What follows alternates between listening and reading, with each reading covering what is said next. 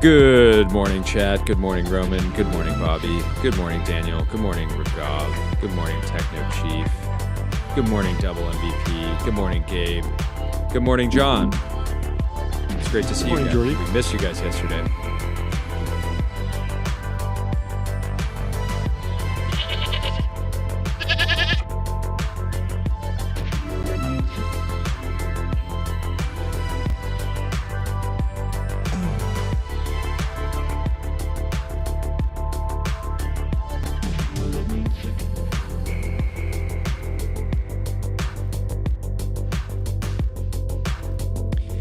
The Fed cut.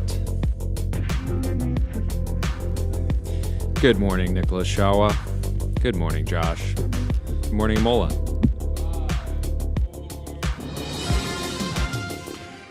You're watching TBPN. Today is Wednesday, October 29th, 2025. We are live from the TBPN Ultradome, The Fortress of Finance. the Temple of Technology. The capital of capital. 1X. Look what I got launched. here. Oh, well, yeah. What do you have? Look what I got here. Our dear friend Siki Chen, friend of the show, made a hot sauce for his company Runway, and he sent it to us. Runway has so much cash on their balance sheet that they made a hot sauce called Burn Rate, Okay. and it has a real $100 bill as part of the packaging. So thank you to Siki. This is incredible because I mean, the execution here is crazy. I mean, look at this box. Yeah. I don't think we've ever seen. so he really gave us $100 here. This is remarkable. Yeah. Except, of course, is it- you is can it- never spend it. It is. Wait, why not? I mean, you technically could. You could technically Because I walk owe someone $100, or I'm going to owe someone $100 by the end of the week. Oh, yeah. Because I made a side bet on whether you. I was making a bet on something, and then John made a derivative bet. Exactly. Someone else. On whether or not Jordy would win his bet. And it's not looking I'm good. underperforming. It's not looking good. And so yeah, I you're might gonna need to need send $100. this over to Dylan Ebruscato, who I probably owe $100 by the end of the week. But very, very cool activation from Siki and the Runway team. And thank you for sharing. I won't spend it. We'll keep it here on the desk. I will be gifting John will this. be I will putting be using putting this it to pay use. off my gambling debts. But anyways, it's good to be back. We missed everyone in the chat yesterday when we're on the road. It's we always don't brutal. have a visual of the chat, We'll figure it and out. we are very, very happy to be back. The Fed 2 minutes ago came out and announced What's going on? that the Fed cut borrowing costs by 1/4 percentage point for the second time. Tyler's. The Let's studio go. goes crazy. The studio goes crazy. Let's ring the gong. Nothing like cutting into froth. Yeah, warm it up a little bit, John. Okay. You kind of went to the top side there. I'm worried because That wasn't. I have this gong issue where if I hit it right in the center, Yeah. it rings for a really long Yeah, time. yeah, yeah. And I think if I hit it here, it doesn't. Yeah.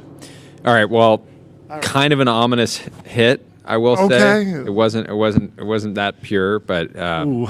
anyways, rough. this is what Polymarket had going into this. They Yeah. had it at 99% chance of a 25 basis point cut, and they were correct. So Yeah. So if you had $100,000 riding on that 99% bet, you would have made roughly $1,000. something like that. That could be a really good strategy if you're down $1,000. You could win it all back. like me right now. Yeah. Anyways, Let me tell you about ramp.com. Time is money. There Save you go. both. Easy to use corporate cards, bill pay, accounting, and a whole lot more all in one place. The 1X robot launched, and it's burning up the timeline. People love it. People hate it. People have breaking news. It's teleoperated, folks. It's teleoperated. It's not an end-to-end AI machine learning model. And people Well, they're are not. people are saying that like it's breaking news, but they're saying that the demos that have been given so far are teleoperated. yeah. But I don't. And I just don't think they're that's a shipping. scoop. I don't think that's a scoop. Wait, no, I think they're going to ship a teleoperated robot. I think that's the point. It's entirely teleoperated. I think the pitch. Yeah, Tyler, you break it down. Okay, so in the video, it seems like there's a lot of tasks that it Yeah. can do like fully autonomously. Sure. And then there's some tasks which are a little bit more complex that you can use expert mode. Okay. Which is when someone will basically be like observing the robot as it's doing the thing, and then I assume that they can like interfere. Yeah, it seems like you can pay a human to be in VR and operate your robot for you to do things that it can't just do automatically. And I don't know, the back and forth here. So Joanna Stern at the Wall Street Journal got a whole demo of it, said, I tried the robot that's coming to live with you. It's still part human. First, it needs to be controlled by a human in your home. Is that cool with you? Obviously, there's privacy discussions here. The big bombshell post right now is from MKBHD, who got 12,000 likes on a post saying, so to be clear, this is a pre-order for a humanoid home robot that will cost $20,000 or $500 per month when it maybe ships next year, and it's currently not finished. Joanna Stern got to do a demo, and in its current state, 100% of its actions are teleoperated. So of the tests that she did, they were all the impressive stuff was teleoperated. But I think anybody that's buying the robot today or pre-ordering it assumes that there will be some tasks that it can do that's non-teleoperated. Sure. I don't really know. I don't think people will be buying it because of that. I think people will buy it and say, yeah, I'm paying $20K, and then I'm also paying $2 an hour for someone to teleoperate this thing and actually do the dishes effectively and sit there until the dishes are done. As opposed to, yeah, it has some basic stuff. I can chat with it. I don't think people will be driven by that. And also, I just don't think that it's basically being framed as this big reveal, it's actually teleoperated, when I think that it's just, that's not that much of a I'm bombshell. A huge teleoperation bull. Yeah. I think that it's even if you're just thinking about a use case for somebody who's every once in a while I come home late and I want to put food in my dog's bowl, and I can just teleoperate my robot and go. Oh, teleoperate your own robot. I hadn't thought about that. Teleoperating your own robot. Yeah. I'm I'm coming home in a little bit. I want to open the window. I want to open a door to bring in some air or something like that. So I do think it's look, you can teleoperate a Porsche. You put the robot in the Porsche and then you are driving the car. There we go. Remotely. I'm sure there won't be any problem operating the three pedals. So at 75 miles an hour. If somebody maybe had a few too many drinks, you could put this. And so they legally couldn't operate a vehicle. Yeah. Could they teleoperate on their phone a robot that was driving the vehicle? Absolutely. They're sitting in the passenger seat. Teleoperating. Officer, I was teleoperating. I've just been sitting here on my phone. I don't know. You got to take this up with him. I love the idea of. Okay, so here's the thing. Here's the thing. Let's play out a scenario. So one, I think I love that this robot looks unique. Mm-hmm. I think they have I love the color choices that they've used. It's very kind of Skims adjacent almost. They've created a whole kind of cool brand world. Yeah, it definitely feels like warm this is Apple. A new take on a robot.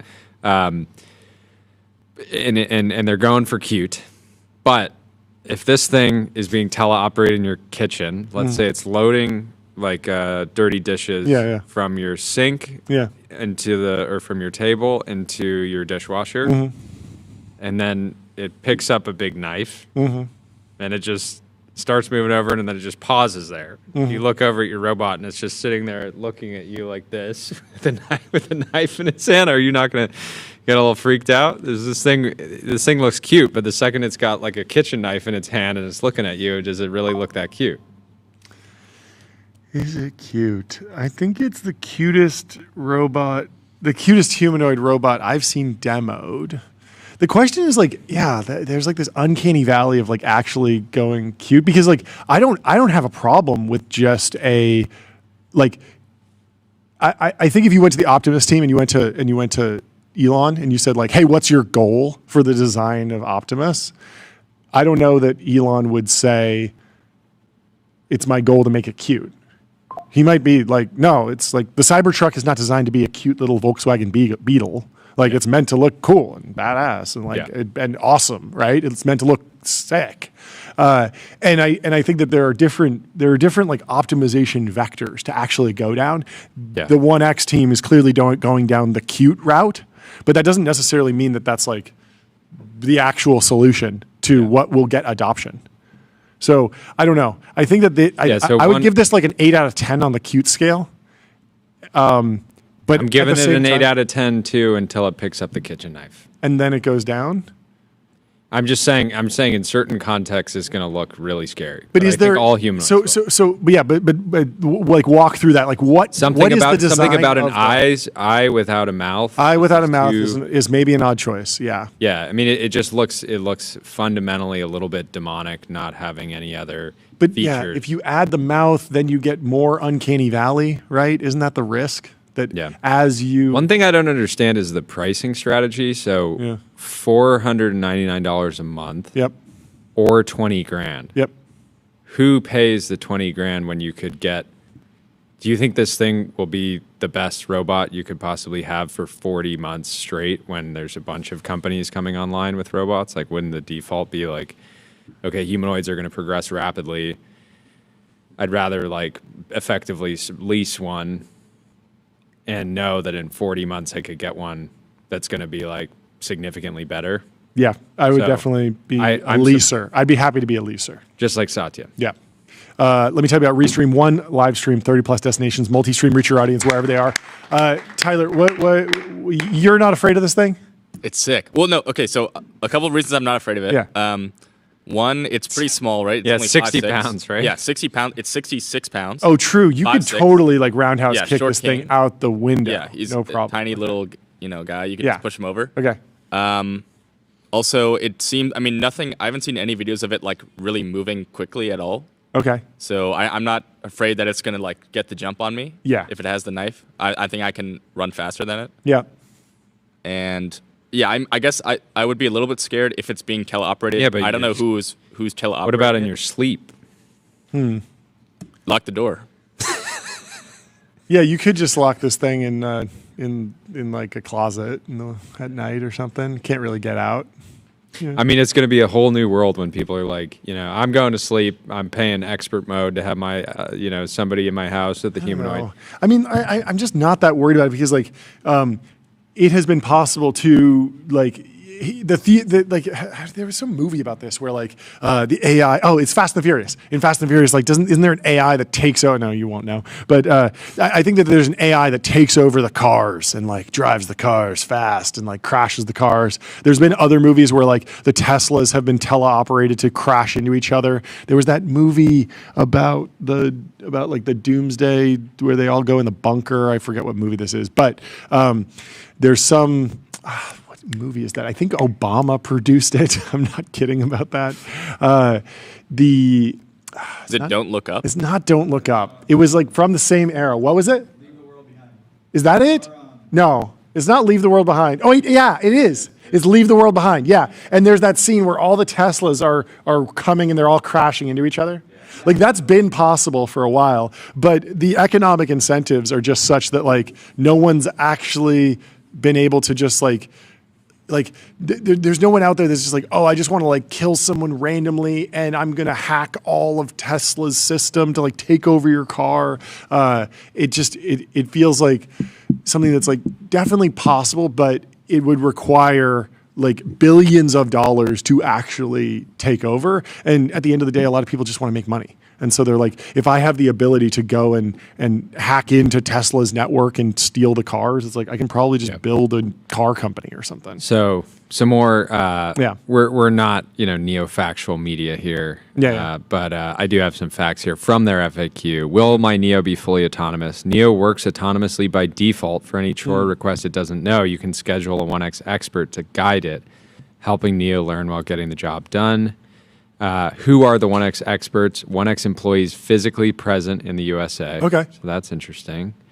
And then they're also manufacturing Neo in California, which is significant. So my sense is that the unit economics on these are going to be like really, really, really rough initially. Yeah. Because these 1X experts in the USA are by default going to be making a lot more than like $2 an Least hour. minimum wage. But I guess it's going to allow Neo to just get better at a variety of tasks, and so they would be training people to teleoperate, or they'd be paying people to teleoperate them anyways. Yeah, and at least they can recoup a little bit of the cost. It's going to be really expensive. This was like the end of my take. Was like the magic here is like it's half actually figure out the technology and half like financial engineering, because you have to do this extremely delicate dance where you keep the capital coming in and burn and burn and burn, and you're probably burning more every year for a really long time. And then at the end, you get the incredible reward, but you have to burn for so long. And we've capital. And we saw this with Waymo. Waymo was founded in 2009.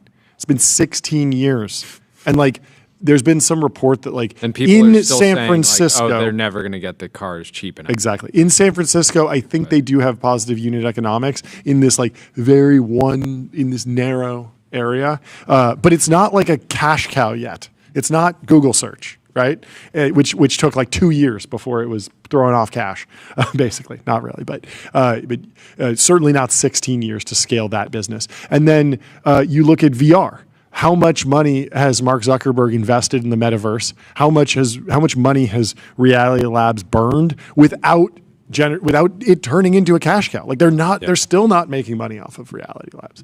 And it was the same thing with AI.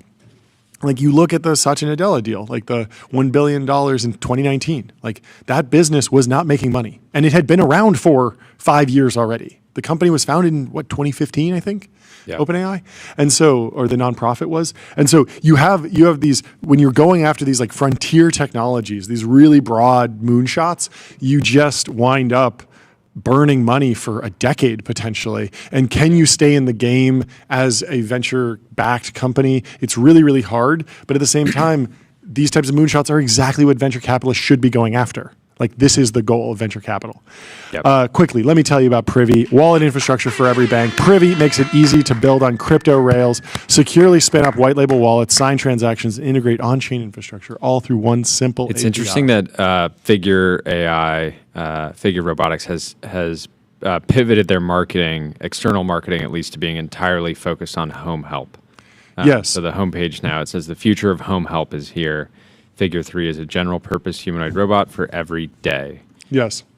So wildly different than Boston Dynamics. So if you look at Boston Dynamics websites, they're saying we are trusted as one of the top robotics companies by DHL, BP, National Grid, Woodside Energy, Maersk. Like they went industrial level, they went enterprise, and they even have some that are like 3-axis robotic arms.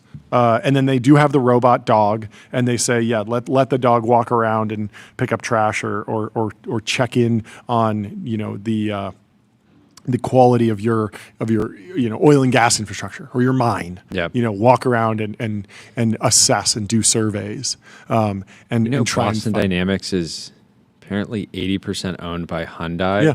And SoftBank owns the other 20%. Yeah, it's such a remarkable company because Google owned it at one point, I believe, and it's changed hands a few times, but never really found like a flywheel to take off.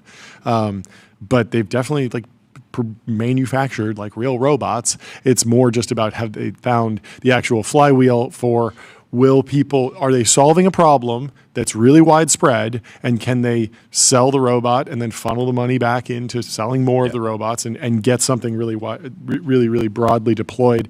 It hasn't really happened yet, but I mean they should be in a good position to do it. The sort of like black pill, I suppose, is that Boston Dynamics was never really set up as this like, okay, we're going to do the big transformer model, the end-to-end machine learning model. We're going to let scale. We're going to be aligned with the scale of the training run. Very much more so on the actual like, let's design the algorithms and choreograph the movements more than lean into like the bitter lesson. Like Boston Dynamics feels like a pre-bitter lesson pilling company or something like that. But I mean, Figure AI claims to have done end-to-end machine learning, no teleoperation for household tasks. Like that is the core claim of Figure. But I think what's different is that they're not I don't think that Figure's let the Wall Street Journal take it for a spin. And I also don't think that they've actually put up a website where you can just buy one or at least put down a reservation. So this does feel like 1X is moving more aggressively than Figure towards actually delivering something. Shipping. Yeah, towards shipping, exactly. The other interesting thing about this story, and you know, I'm expecting we'll see more fundraising news out of 1X. Yeah, there's rumor that they're the pressure trying to raise it $10 billion. The pressure on Figure to perform, who's already marked, valued by their latest investors at close to $40 billion. $40 billion. That's right. You know, they don't have. They got to really come. I mean, Figure 3, whatever robot they ship, is going to be heavily reviewed.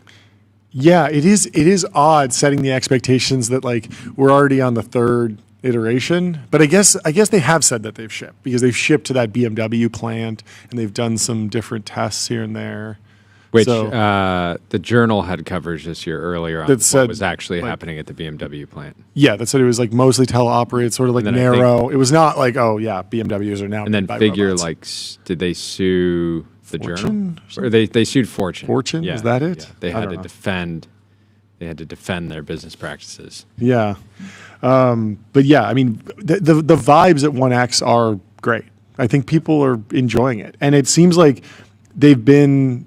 I don't know. They've just been upfront about the way that they're building the company, what they're doing. They haven't been. It feels like 1X has never been over their skis in terms of promises, which is why I think my reaction to the MKBHD post was. And they were like, always focused kind of negative. They were always on the phone, or sorry, focused on the home. Yeah, focused on the home. But yeah, I mean, I think MKBHD is correct in his assessment that like. It is risky to go put down $20,000 for a product that hasn't shipped and isn't really live, and like there's a lot of promises around. This happens all the time. And from MKBHD's perspective, he's looking at his audience of consumer electronics buyers and saying, well, my audience got burned by the Rabbit R1. They got burned by the Humane AI pin. They got burned by Friend, where there were a number of like AI hardware companies that made really broad, were like a couple $100. Exactly. But even then, from the MKBHD perspective, the claims, the marketing claims, when the product was announced, did not match what MKBHD reviewed when he got the product. This happened a few times. I'm not sure about the exact companies, but this happened a few times where someone stood on stage and said, this thing is going to be amazing at doing X, Y, and Z. MKBHD reviews it, and he's like, it barely does that. And so I understand where he's coming from, saying like, hey, this is a pre-order. It's a lot of money. The product's not done, and it's currently teleoperated. Like, don't go into this thinking that you're getting Wall-E, or like some super AGI robot. Like, you got to be careful, and you got to know that this is like maybe dev kit level results. I just think 1X this feels done like a good job. It will be a polished enough product for hardcore enthusiasts and kind of hackers. Yeah. And I think that is probably the right go-to-market here. People that understand, hey, this thing is not going to do everything out of the box immediately. Yeah. I'm going to have to work on making it better, training it. But if it can reliably like clean up after dinner, or put away the kids' toys, I think every parent deals with this. Like, if my kids are in the house for more than 20 minutes, there's just like toys everywhere. We have to put this guy in the seat of a 911. We'll do it. We'll be the first. Have to do 1X team. We volunteer to be the first people to track a Neo. So I love this post from Matt Slotnick, who's been on a tear. He quoted the announcement and said, "Can't wait to hook this bad boy up to a reasoning model in 11 labs and send it door to door selling knives." The funny thing is, like, it already is kind of hooked up to a reasoning model, and I believe it speaks and whatnot. It definitely has the ability to you get most of the AI assistant, the current state of the art AI assistant stuff out of the box, which could actually be beneficial in the same way that you have an Amazon Echo or Apple's new tabletop robot. Having an always on LLM around is a benefit to some people, even if it's just walking around just kind of looking cute. So something my expectation here, and I don't say this to be negative, is all these products have to start somewhere. They just have to get into homes, start doing work, start getting that feedback, start getting more training data. But my concern is that having a humanoid in the first at least few years will be like having a 4-year-old helping you, where like a 4-year-old can like pick up stuff from. A 4-year-old can do a lot of things, but they're not necessarily like super efficient, right? Yeah. They can be slow, they can be distracted, they can just stop. I'm just imagining being like, oh yeah, wow, I just had like a fantastic dinner. 20 of my closest friends came over. We had a dozen bottles of wine. It was great. Hey, Neo, can you clean those 25 wine glasses up? And it's like, no problem, boss. Smash, smash, smash. Just shattering everything. Just like slipping on the glass and like falling down, and smashing more glasses. In one of the marketing videos, they have the Neo like carrying boxes around the house, like after the owner. Yeah. And you can just imagine, like, if you ask like a 4-year-old, just pick up those 3 boxes and carry them upstairs with me. Yeah. It's like they're dropping them all over the place, Yeah. No, I mean, I think that like it's definitely you use the phrase like you're training this thing, and I think like you are. This feels like almost like the Oculus DK2, the developer kit 2. It's like if you do this, if you sign up for this, you should see it as you're helping pull forward the future. You're basically giving them training data. You got to be ready for the rough edges. You got to go into this knowing that you're the early adopter, but you're supporting something that's really, really cool. You're a part of creating the future. Yeah, exactly. And so there's a lot that's really cool to like about Box in the chat. They should sell this to elder care centers and max out the Medicare reimbursement box. Not even joking. I could see that. Hopefully doing that within the guidelines. Yeah. Well, if you want a humanoid robot for software engineering, head over to Cognition. They're the makers of Devin, the AI software engineer. Crush your backlog with your personal AI engineering team. It's a whole team. What else? Buy the Wireless robot. says, buy the robot, get hired as a remote robot operator, become your own robot. Get paid to do chores and chill in your own house. What? Health insurance. That's actually hilarious. Buy the robot. This is the job of the future, folks. Yes, you go to work. But that just depends on what their economics are. Because if they have negative unit economics, you can go work at 1X.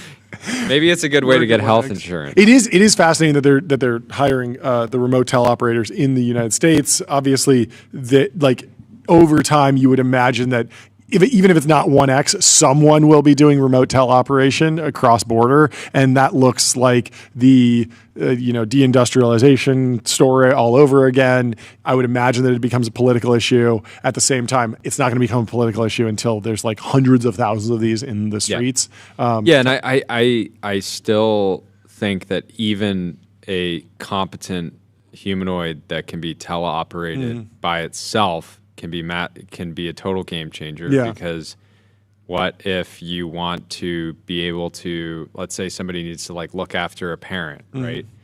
If you can buy them a robot, put it in their home, and if they need help with something, you can just teleport there. If your parent wants to go for a canyon run, you can take them out for a drive. On a Sunday. Yeah. You can have the robot drive the 992 GT3 RS through the canyons. Dot two. Sorry, Tyler. What did you say? But also more seriously, it's like if you could hire in LA, like house cleaners today get paid a much probably higher rate than some random place elsewhere in America. Sure. Right. And so somebody could live elsewhere, but like be a house cleaner in LA. It's interesting. Yeah. And it's the same. It's the remote. arbitrage. It's the remote work story. It becomes a global labor pool. That's a huge supply shock. So prices go down. None of this happens overnight, but eventually it will become a hot button issue. Tyler, what are you thinking? I would like to see them go the Uber route, right? Okay. You saw those tasks that Yes. Uber drivers can do in between rides. Yes. So then they can just put on the VR headset if they don't have a ride currently. Then they just teleoperate for a little bit, and then you know, maybe they're only halfway through their task when the next drive comes in. So then someone else just So they comes just, in. just Because we drop don't know the who's wine actually glasses. behind the robot. So it could be multiple people. It's true. Yeah, I don't know. It's going to be interesting. Abdul says Zuckerberg's clanker watching yours and your wife's clanker in 2035. Oh, there's a clanker outside the window. Yes, clankers are going to be the clanker slurs are going to be through the roof over the next few years. All the experts are at the 1X offices. Very smart move by them. I feel like this is a very very like shrewd move, because like if they were saying, even no matter where they pick, if it wasn't America, it would just be a political football immediately. I mean, did you see Bernie Sanders talking about friend.com? Yeah. You saw this? That was crazy. crazy. It's like Avi has not even broken through meaningfully, and yet politicians recognize that robots are coming, and even if Avi isn't the one who has it completely dialed, like the idea of talking to an AI is already a political issue, which is just remarkable. That's why you should stick to Figma. Think bigger, build faster. Figma helps design and development teams build great products together. You can get started for free. Dalton Caldwell hit the timeline to share that Whatnot from YC Winter 2020 is now a decacorn. Congratulations. Whatnot has raised $225 million at an $11.5 billion valuation. The company plans to announce on Tuesday, which they announced yesterday. The round comes less than a year after the e-commerce platform raised $265 million at half that valuation, and puts its total fundraising at about $968 million. So, again, this is an LA-based company. Awesome. I believe. Awesome. And we've heard about the online shopping stuff. It seems like live shopping might finally be working in America. We've heard about it in China. Oh, it's so massive in China. We were wondering when it would come to America. It feels like it must have. It came to. It's America. Interesting that it seems like it's working in. It's not working in as broad of a set of categories as in China. Like in China, people will just straight up buy like vegetables. Yeah, they'll be like.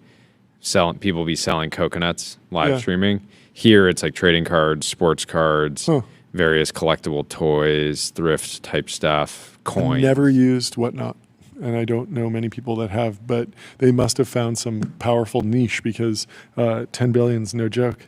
I wonder where it lands. I wonder if this is like a Snapchat size business, or if this can really grow into something that's Amazon, Walmart style, like massive, massive, massive. I mean, clearly, like they've done a lot of things right, but interesting to see like what is the American, what is the American, appetite for this product specifically. Let's. Take it over to our first guest. Yes. Do it. Welcome to the stream. How do I pronounce your name? Marcin. Hi. Marcin. I know it's difficult, but Marcin goes a long way. Thanks. Thank you so much for joining. Great to meet you. Thanks you for staying up late. We know that you are over in Europe. If you could please give us an introduction on yourself and some of the research that you've done, we'd love to kind of explore some of the ideas that you've been writing about. Sure. Thank you for having me. So I'm professor of economics at Kuzminski University in Warsaw, which is the highest ranked business school in Central Europe. It is sort of the Stanford of Central Europe, if you will. I also wrote a book that claimed the Polish economic miracle. The fact that Poland has been the fastest growing economy in Europe and worldwide, except for China, over the last 35 years. Wow. And I've also worked and advised over the past 20 years, almost 20 governments around the world, including most recently India and China. Mm-hmm. So that also brings a bit of a global perspective to what has been happening in Poland, in the U.S. and around the world. Yeah, what are the key ingredients to Poland's economic success broadly, if you were to kind of rank the few key choices that were made or investments? Yeah, it feels like at least once a month a chart pops up of Poland's like GDP growth relative to a bunch of other countries, and it's just absolutely remarkable. Right. Yeah. Yeah, so it's a remarkable sort of Hollywood Netflix-like story, or you can call it a California-like unicorn, because it is an economy that was bankrupt, backward, and broken, in 1899 at the end of communism and was poorer than Jamaica, Suriname, Gabon, and a couple of other countries. And 35 years later, it is now richer than Japan, and it will be richer than Spain and Israel next year, which is a remarkable story. Wow. Yeah. Of sort of unicorn and phoenix-like growth. And I think there were a number of ingredients, but one is definitely the grind, the work habits. Even now, 35 years into this economic miracle, Poles are the hardest working people among all the rich countries. An average Pole puts in 700 more hours of work per year than an average German. There's like 12 hours per week. That's incredible. I know. You're speaking our language. That's You're amazing. speaking our language. Is there, wait, Yeah. take me one click upstream from that. Like, I can imagine a population is more hardworking if you ban things that make it hard to, do leisure. So, are there any pieces of the what the government has done to make hard work more easier to pick or more likely for the population to lean towards? I'm thinking of like Singapore has banned a ton of like drug use, for example. And so I would imagine that Singaporeans work harder because the alternative of going and, to a rock concert or to like the equivalent of Burning Man isn't on the table. Is there anything like that that's actually been cognizant? The government said, we want our folks to work harder, and then it happened? Or is it just like chance luck of the Polish people? No, it's not Singapore. It's a democracy with, would you believe, 20 different governments over the past 35 years, from left-wing Democrats to right-wing Republicans, from Bernie Sanders to Ron Paul.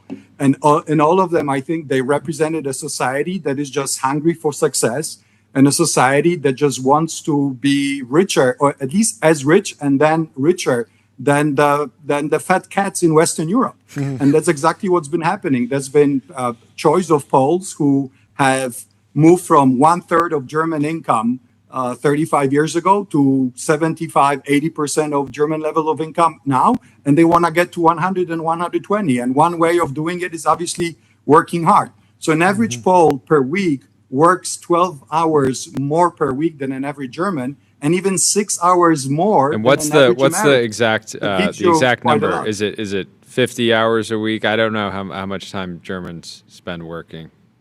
It's I don't know. I don't want to pick on Germans. Yeah. I say hi to all my German friends, but Poland continues to believe that working hard and there's a lot of opportunities. Poland is part of an open global economy, part of the West, part of the European Union, where you have 450 million consumers with no borders, no tariffs, no nothing. If you have a good idea, you can win and conquer these markets, particularly from the incumbents, Western European players who very often just lost the hunger for success. What's the lesson from the rollout of the internet? I've heard a lot of countries sort of were able to pull forward economic growth by leaning in on high-speed internet, making it more accessible, extra infrastructure investments. How much does the rise and rollout of the internet and like getting that right play into the Polish growth story over the last maybe three decades? A big part. And then, so Poland is a latecomer and also a beneficiary of being backward. When I came to the U.S. for the first time in 1997, I did not know what checks were. I just never knew they existed. So Poland moved from a backward communist country straight into swiping credit cards and sort of WeChat-like payment systems, which we have right now. And also brand new 5G and fiber optics. So I think this is what they call a rent of backwardness, which is what exactly Poland has leveraged. It has not had any sunk costs in the old infrastructure, which again has happened in Western Europe. For instance, in Germany, one of the reasons they seem to be losing the battle to be competitive in electric vehicles is that all the BMWs and Mercedes, they did not want to cannibalize the good business. And so they were late to compete with the Chinese. Poland never had this sunk cost, and it went straight into technological frontier. How are you counseling or thinking about sovereign AI? I feel like giving every country, if you want your country to succeed in the 2000s, in the 2010s, you definitely want every citizen to have access to Google, or every access or to Google search, to cloud documents, the cloud broadly. But you don't need necessarily a data center in your country to access Google or to search the web or have access to the internet. It wasn't that critical to have the actual infrastructure in your borders. Now it feels like there's a whole new discussion around you need sovereign AI, you need to be doing the inference within your borders for some reason. And I don't know that I fully believe that. I feel like you want your citizens to use AI, but whether they use it, whether they jump through a fiber optic cable across the border and access it somewhere else, that doesn't seem like I think the push for sovereign AI is partly out of a fear of this sort of fast takeoff scenario, right? I've never bought that, but but it does not need to be mutually exclusive. Mm-hmm. So in Poland, actually every single player is in the market. Yeah. Google, Amazon, Microsoft. These guys have the largest data centers, and they're ready to provide AI services to whoever is interested. But at the same time, the government is also building redundancy. It's building additional infrastructure, including to host apps that do not even exist in the U.S. Like, for instance, I don't have to have any plastics on me, any ID when I drive, for instance. It's all on my phone. There's a Polish app called Citizen, where you virtually have most of the things you ever needed. It's all on your phone. So it's an example of how some countries have just moved on, and increasingly a lot of public services will be done from the phone. It also helps that there's a lot of Polish talent that has actually helped create AI in the first place. I mean, a Polish guy is a chief scientist at OpenAI. Yeah. 1/3 of the founding engineers of OpenAI were Polish. So, these guys call their moms and call them ex-girlfriends and tell them, look, you really want to look at ChatGPT and what we're doing, because that's the future. Yeah. How is Poland's university system helping to accelerate, all these different priorities? It feels like the U.S. is at a unique moment where we've had a very robust, academic system, but currently there's somewhat of not even somewhat, certainly a kind of a conflict between the government and our university system, but then also like a broad sort of distrust of a lot of our institutions. Yeah, that is true. And, for all people, most people around the world, including myself, I got my, PhD in Poland. I became a professor in Poland, but I did my pre-doc and postdoc at Harvard. And I know the US well, and it's obviously still the best place to get the top quality education. Most Nobel Prize winners come from the US, but some other countries sort of hustle. So Poland has not only outworked its competitors, it has also out-educated its competitors. So, for instance, half of young Poles aged 25 to 34 have university education. In Germany, it's only 1/3. So that gives you an idea. They do not only work hard, they're actually pretty well educated. It might not be Stanford and Harvard all the time, but this is solid education, as reflected in these OpenAI guys. And finally, Poland also outcompetes, because you get this talent for half price for what you would pay for it in Germany. A top-notch computer scientist in Poland, whom you can put at Silicon Valley any day, will cost you 75 grand. I guess back where you're sitting, it would be 200 plus. So it's really this combination of human capital and low labor cost, and being located in the heart of Europe, and getting increasing interest from global investors who look at 11 labs. And I saw just a guy who was there just before me. I think he had a hat. That's right. Tyler's rocking the hat right now. Hat right what now. about Exactly. on the regulation front? What are the ways that Poland has break down Poland's decision making around regulation versus maybe other members of the EU? So in the EU, you cannot really have much of your own voice on digital matters. So it's actually all been consolidated in Brussels, and the European Commission puts up ideas on behalf of everyone else. That's the same for trade. So for instance, when the European Union cut a deal with Trump, it was the EU that was negotiating on behalf of everyone, not Poland, Germany, or Spain. On digital, it's pretty much the same. And there's ongoing debate whether Europe is just over-regulating, including AI. And I agree, we are over-regulating, or at least there's a perception that Europe is over-regulating, which is killing AI. Mm-hmm. So I'm hoping that the perception will change. And again, newcomers, new guys on the block, like Poland, now the 20th largest economy in the world, richer than Japan, with more than $1 trillion of GDP. Poland will be one of the countries that will be pushing for deregulating, for opening up, because this is exactly what has worked well for this country. Did you have to ask Brussels if you could come on our podcast? No, I'm here as an academic author of this book. If anyone is interested, But okay, good. Okay, good. You're like, I had to apply. It was a 10-hour application to go on the podcast. No, it's not quite that extreme.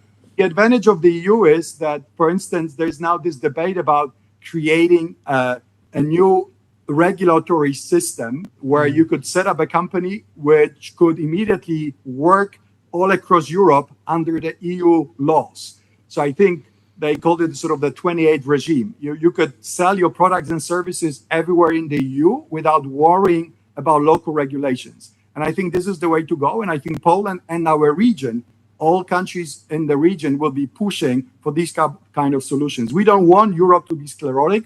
We want Europe to be successful. And Poles, who are the most pro-American society in Europe and probably also in the world, will be one of the big supporters of these changes. Awesome. What's the mood in Poland around energy, or what's the is there any place where Poland differs from Europe, like other European countries broadly, in terms of energy strategy or where energy is going? When I think about the sovereign AI thing, a lot of countries, it's just, if you have cheap energy, you should set up an AI factory. No matter where you wind up selling the tokens, that's just a great use of energy these days. But how is Poland thinking about the current energy mix and where that's going, and various incentives and trade-offs that might differ from other countries? So Poland has originally and traditionally been a coal-based country, but it has really moved quickly. Now about only half of the all energy used comes from coal, and Poland has decided to go all in on nuclear and on renewables. So the plan is to pretty much minimize or even eliminate the use of coal within the next decade plus. And Poland has already decided to build one nuclear plant, and actually with Westinghouse, American technology. But renewables is the other part of the answer. So there's probably not enough of a surplus now to make Poland into a data center hub, but it's pretty much coming. In other ways, Poland is a hub. Like a lot of Belarusians, Ukrainians, Czechs, Slovaks, virtually the whole region is increasingly moving into Warsaw and Poland, because this is where things happen. If you want to scale up, if you want to internationalize, if you want to find capital, that's not Vilnius, that's not Minsk for sure. You really want to come to Warsaw, because that's where all the interest is and that's where the action is. Cool. Very, very cool. Well, I cannot wait to, at some point, I'm sure we will do this show from Warsaw. Love to. And that will be a fun moment. Thank you so much for joining and breaking it down. Anytime Poland is in the news, feel free to jump back on the show. It'd be great to talk through it. Thank you so much. Great. Thank you for having me. Great to meet you. We'll talk to you soon. Cheers. Bye.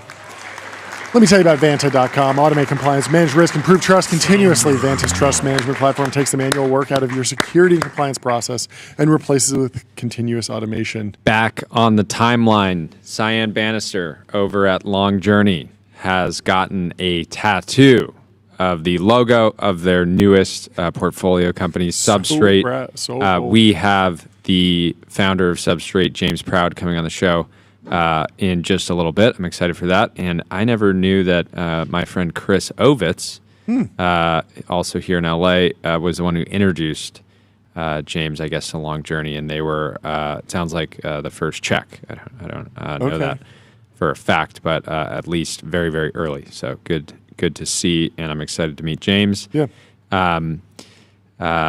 There's a post here from Semi-Analysis, classic, an all-time classic. We have been in serious problem. They're saying this is ASML.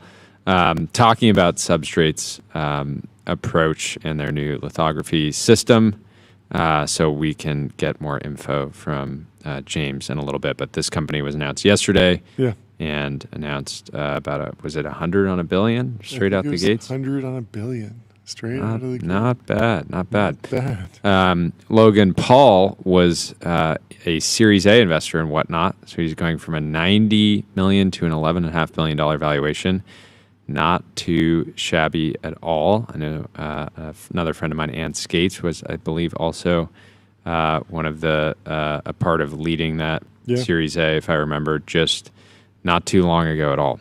It makes so much sense that Logan Paul would have invested in this company. He's like super into collectibles and collectibles, but also just social media. He's actually sold a ton of products on social media. He's done all sorts of different YouTube videos, the Vine era. Like, he's seen firsthand every single iteration and turn of what's happening on social media, on content, on commerce. And so it makes a bunch of sense that he would be like fine-tuned to understand the opportunity here. Although there were a bunch of companies that were going after this. Very tricky to pick the right one. Pop Shop, are they still around? Did they do okay? I don't think so. I think they still have a website. I know a few other companies were trying to come after this exact idea, this live shopping. Even Pop Shop, I guess, is around. Pop Shop's around still. Okay. There's somebody live right now selling blind boxes. There you go. Hopefully they're selling SaaS. Hopefully they're selling graphite.dev, code review for the age of AI. Graphite helps teams on GitHub ship higher quality software faster and get started for free. This is Sam Altman said yesterday an IPO is now the most likely path forward for OpenAI, given the scale of capital the company will need going forward. No surprises there. Yes. It'll be very interesting to hear more comments from Sam Altman and Satya Nadella on what happens over the medium to long term. I'm fascinated by the idea of if Microsoft winds up with like a $150 billion position, maybe that goes up in the public markets. You could be looking at like a $200 billion position. Like, what is the treasury strategy? Market sells as soon as the lockup ends. Just bails immediately. No. I mean, Microsoft is an OpenAI treasury Thanks for the company. IP, buddy. Microsoft is an OpenAI treasury I'm going to be trading just based off Rune tweets alone. Yes. Yeah. You're going to be trading Microsoft. Now, you can do that today because they own. That's true. They have 135 billion position. True, yeah. So it's always an option. But yes, what will Microsoft do over the medium term once the company gets out? I would imagine that they don't just slam the sell button on day one. I imagine that they let that evolve over a long period of time and probably don't crash the stock, because that just seems not particularly advantageous, as silly as it would be. More important news, yes. There's an abandoned McDonald's that NASA turned into a moon probe picture recovery lab. What is a moon probe picture recovery lab? Is this from years ago? Yeah, I don't know if it's still operational. People are saying moonviews.com, McMoon, the official website of the Lunar Orbiter Image Recovery Project.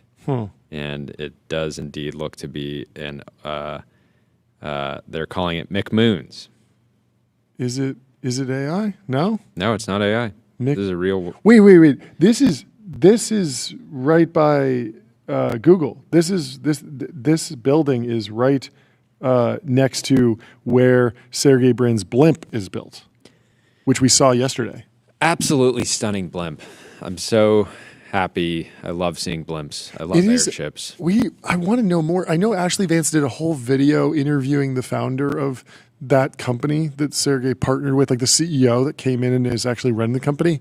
And I don't want to sound too rude, but what is the goal of the company? Because blimps have been invented. So it's like, are we just? We're bringing him back. I mean, I love it. I want it to be brought back, I guess, but it's like it's a thing that exists already. Well, there was another. So there's like another. a No, there's company another that makes company. more? There's a new Yeah. blimp company called Airship. Yeah. That's a SpaceX team. Okay. Ex-SpaceX Yeah, team that is trying to leverage airships, blimps for global freight. Okay. And the idea is that Yeah. a lot of exciting things happen when you're not trying to work within waterways, Yep. ports, and Yep. you can just transport goods, directly. You Yeah. can imagine I've directly seen from China. You just fly over. I saw someone who is like a venture capitalist, I believe, like lay out the whole like blimp bull thesis very eloquently and run a bunch of numbers. Seemed pretty interesting. But it is funny that like your moonshot is a thing that like we've done it. I guess it's just like your blimp shop. your blimp shot. Well, it's really just like, okay, we like I guess there is a challenge. The challenge is like make blimps work in the way that trains work, or in the ways that container ships work. Commercially, like actually scale them. Not just as a because they billboard. never really Because the Goodyear blimp still Yeah. flies around LA sometimes. but there it's are just like a billboard. truly like 6 blimps in the entire world or something Yeah. like that. And so the total market cap of the blimp economy is just nothing. Like it's just a disaster. And so that's the real challenge. I guess the challenge is not make another blimp, because we know we can make blimps. The question is like, can we find something more valuable to do with them such that it scales as a mode of transport? You're anti hot air balloon? Are you anti blimp? Would you go on a blimp ride? I would inspect it first. You would personally inspect it. Oh, you feel equipped. I would you use- kick the tires on the I would blimp, use and- large language models, Yes, and I would say, how much gram? and then you would know. Okay, this is a good blimp. This I'm looks ready like a to good rock. blimp. Yeah. I don't know. I think I would love to. I would go on a blimp. I think- without checking it. I think, blimps. yeah, blimps, especially with, potentially having like a parachute on your back, as You're kind one of the like- parachute guys. You're like, I need a parachute with me if I'm going to go up high. I might fall. I don't know. Planes have life jackets in them. Those are parachutes. I know, but it's not the worst idea to have a backup plan. It is I funny. mean, that like, what are the odds when you take off on a plane that you're going to crash into the ocean and need a life jacket? pretty rare. Yeah, what are the odds that you're going to need a parachute on a blimp? Probably. Rare, but not non-zero. Yeah, that is true. It is funny how there aren't any planes. Like, imagine if United was just like Dak is coming in with the important Yeah, take here, which bring it is down. data centers tied to balloons. steampunk data centers. So let's go. Blimp data center. That might work. Elon apparently said on recently that he's thinking of he wants Teslas to be like distributed cloud, basically, so that when a Tesla is just parked, That was a to crazy be post. providing.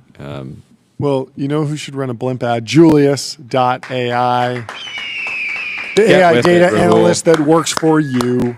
Connect your data, ask questions in plain English. Chat with your data, get expert level insights in seconds.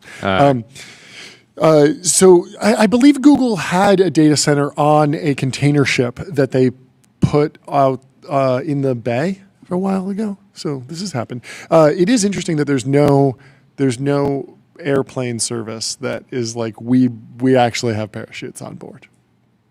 Like, what would that do to the airline economy if United one day was just like, yeah, we're putting parachutes on all the United planes. Like, they don't do that on JetBlue. They don't do that on American. They don't do that on Delta. Does Delta give you a parachute? No, United gives you a parachute. I mean, potentially a good upsell. Would that for would that make you no. more? Would that So make you more likely to fly United or less likely? Be honest. Why you guys hadn't parachutes? Exactly. It's begging a lot of questions. No, I look at it more as a potential upsell. Yeah. It's like instead of having to fly into JFK. Oh, you think it should be it's something I have just- to pay for? Yeah, it's like Okay, extra extra $1,000 and you I can get a parachute parachute. out anywhere over the Oh, you tri-state lets area. you go. Lets you go. Yeah. I was just thinking like for the price of the ticket, for $200 you get the life jacket, but for $300 you get upgrade to the parachute. I think that might be a way to just squeeze a couple extra dollars out of I want the economy I want the- premium. I want to, I want an option for executives that don't have time to go through the airport to just be able to drop into in. their meeting. Yeah, I like that. if United came out and said, we now have parachutes on board, and you have a choice. You're flying to New York from LA, and you have a choice between Delta, which does not have parachutes, and United that does have parachutes. Tyler, which one are you picking? I don't think I want my airline to have parachutes. Why? That makes me way more scared. Why it's are they a adding pure parachutes now? upgrade in safety. If Yeah, you that's don't literally have one like and saying you I need don't one, want my car to have seatbelts. yeah. Yeah, it's like, oh, you put seatbelts in there, you're expecting the car to crash. No, it's just if it happens, we have the seatbelt here. If the plane dissolves in the air, you have a parachute. On this airline, Plane dissolves. yeah, if the plane rips open, like in Fight Club, which you haven't seen. Maybe Or if it there's was- if there's a bunch of snakes on the plane and Yeah. I think it makes more sense on a blimp because we've seen blimps just blow up in the sky. Yeah, true. Planes don't really do that. False flag. Planes are pretty safe. Anyway, I hope no one in the chat is watching on a plane because that would always be rough.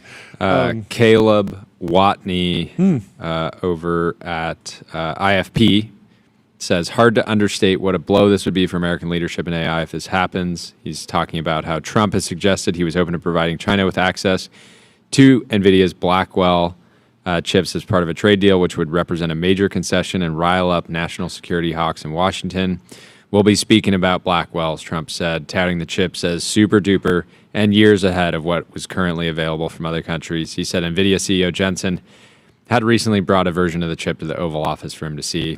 AI bellwether NVIDIA shares extended gains to 8.5% in Asian trading on the alternative platform Blue Ocean, signaling potential further gains when U.S. markets open.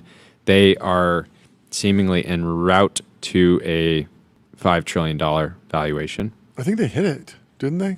We got to pull that up on public.com, investing for those that take it seriously. They got multi-asset investing. They did. They did hit that They gong. hit it. Let's hit $5.02 trillion. Okay, that was a better hit. That was a better hit. Better hit, but it's going to do the weird ring thing, I think. Yeah, see? It's going to keep ringing. Because apparently we broke our gong, and this is what happens when you break the gong, is that it just keeps ringing. But that's actually kind of a feature in my mind. I don't know. Feature. What do you think? The question here is maybe Trump is doing a little 5D chess, and he I realized thought this was 6D chess, actually. could be 6, could be 7, five. could be 5. It's a little simplistic to You me. don't. It's really hard to say Yeah. at this stage, but it's possible that he realizes that AI is about infinite slot machines. Yes. and he realizes Adult that it's content. actually adult content. It's actually in America's interest want to it. get as many Blackwells Yep. to China as possible. So that they all get one-shotted. Yes. Yeah. This is the modern information war. This is the cybernetic future war that's happening between America and China. It went from AI is a good thing, so So- we need to keep the chips in America. We can't let them have them. To What if AI is a Trump bad says thing. you can we only gotta have the get the Blackwells? chips out of America. You can only have the Blackwells if you give a free plan of GPT 4.0 Yes. to every citizen. And Xi Jinping's just, you're absolutely right. I would love to give every citizen Ani with sexy mode. No, I don't know. My take on this has always been like, do we actually have slack capacity for chips? Because we've been having the GPU poor debate for a while. Everyone said that oh, we can't make enough chips. We can't build enough data centers. But like, it's a lot easier to advocate for, hey, don't sell to China if there truly is unlimited demand in America. It's a completely different conversation if it's like, well, yeah, actually, like AWS and Google and OpenAI, like they're actually good on NVIDIA chips. They don't want to buy anymore. And NVIDIA's like, wait, but we've made so many of these, we want to sell them. Like, can we sell them to China? You'd be like, well, yeah, because like that's going to hurt your business a ton if you have to write those down because you made them.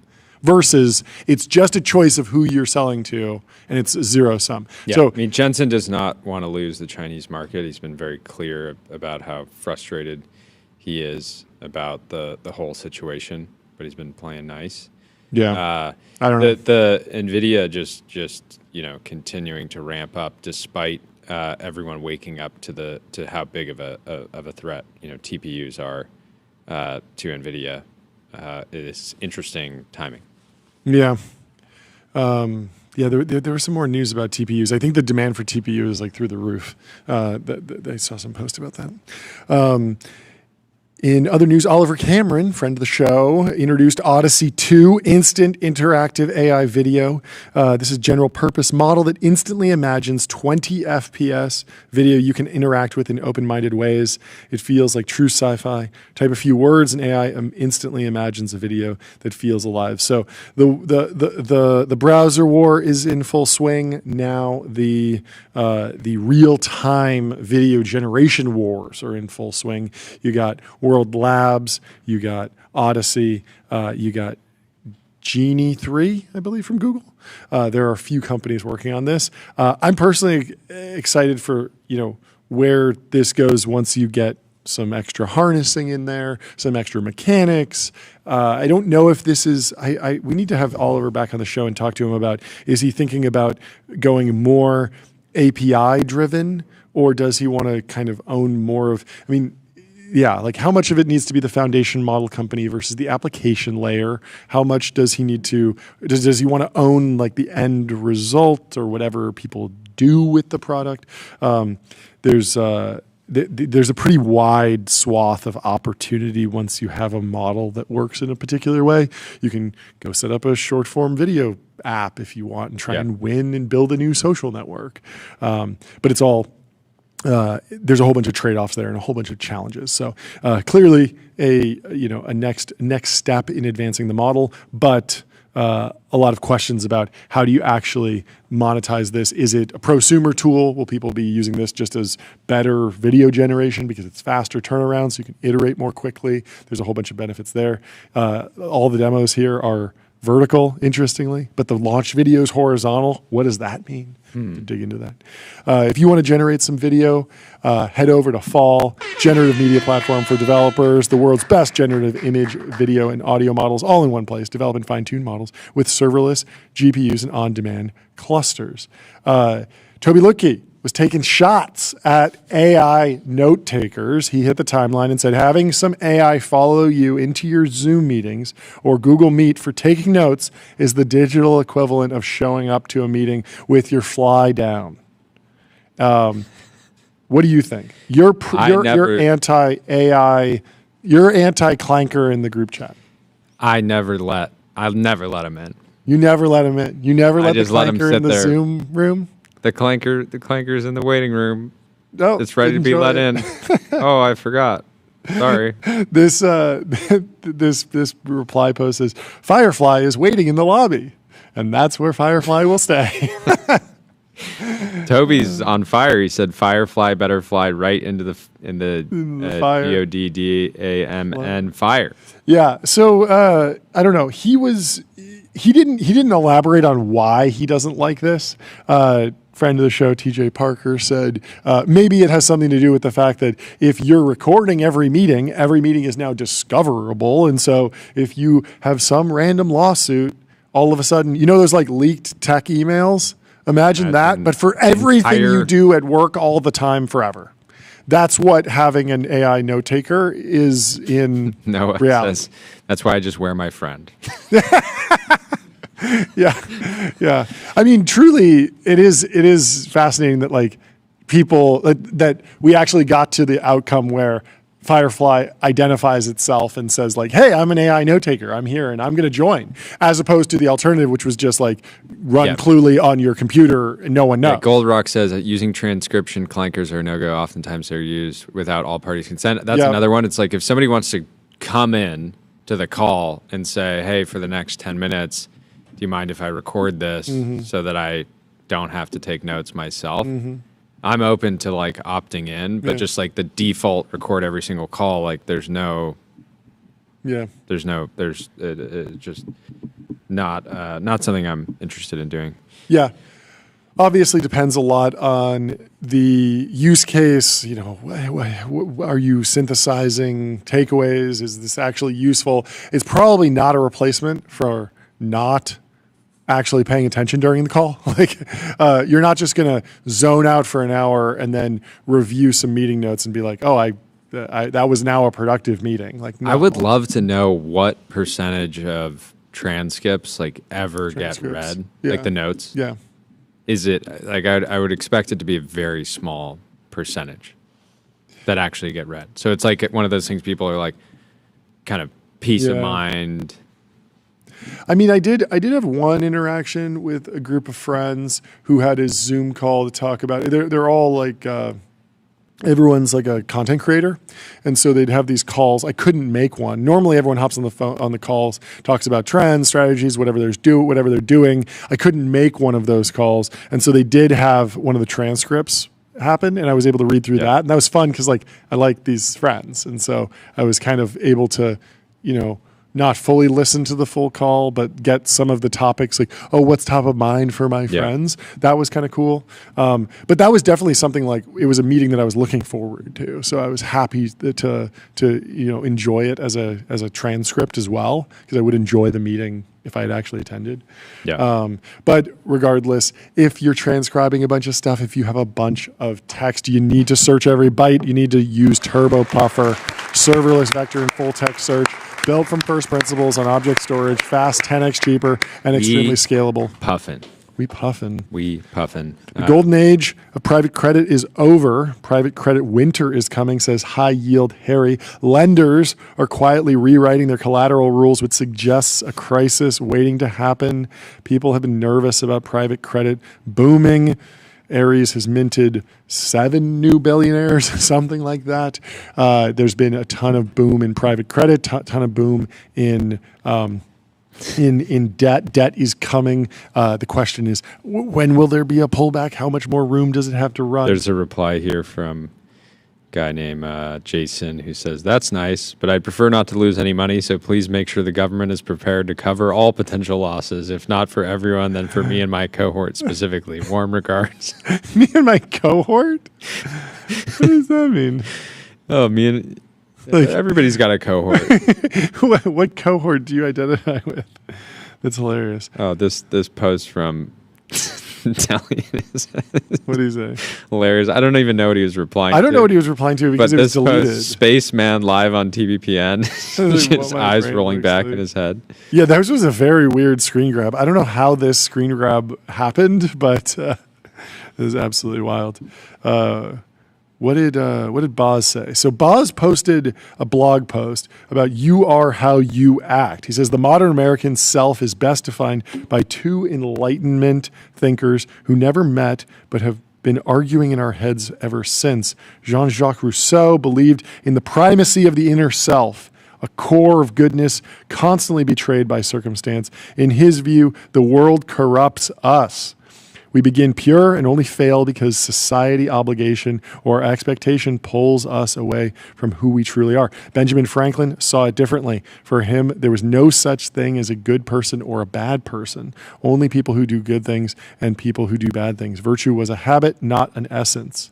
Modern America carries both of these ideas, switching between them whenever convenient. We invoke Rousseau when we need forgiveness. I meant well. We invoke Franklin when we need accountability. Show me what you've done. It's an almost entirely incompatible pair of philosophies that coexist perfectly in practice because they're both so flattering. One to our intentions, the other to our ambition. But only one of them scales. Fake it until you make it is often dismissed as shallow, but it's closer to Franklin's truth. Faking it long enough is making it. The repetition of behavior, not the sincerity of belief, is what shapes character. You become the kind of person who does the things you repeatedly do. I agree with that. Rousseau invites endless introspection. Franklin invites progress. The first is about how you feel. The second is about what you build. I find the Franklin model far more useful, not because it's truer in some cosmic sense, but because it gives you agency. You can't always change how you feel, but you can always decide what to do next. It doesn't take great men to do things, but it is doing things that make men great. Arnold Glasgow. And some people had some jokes. They're poking fun at Boz. saying tech bros are rederiving SART from first principles. I haven't read SART, so I don't know. But I like it. I like reflective posts like that. I think that's a good post. I think that's that's an interesting little like tour of a couple philosophers you might have heard of, but kind of distilling and then recontextualizing these two thinkers. This is a sweet spot. I've been enjoying writing these like 500-word essays, just kind of like one little thought packaged up in a couple paragraphs. I'm glad Boz is doing it too. Cheers. In other news, Bending Spoons, yes, European software conglomerate, has acquired America Online, AOL, and raised $2.8 billion of debt to get it done. They say, big news, we're acquiring AOL, the iconic web portal and email provider from Yahoo, subject to customary conditions and regulatory approvals. And is this I need worthy? to. I would. It's painful that America Online will be owned by a European software conglomerate. But let's hit the gong for raising $2.8 billion in debt to buy a legacy digital asset. We got to have somebody on from Bending Spoons because I don't feel like I have a good understanding of this company at all. They acquired Evernote. They acquired WeTransfer. It's such a funny name Vimeo. for a company. They acquired Vimeo. So they are kind of all over the place. But Matrix inspired. In the Matrix, probably.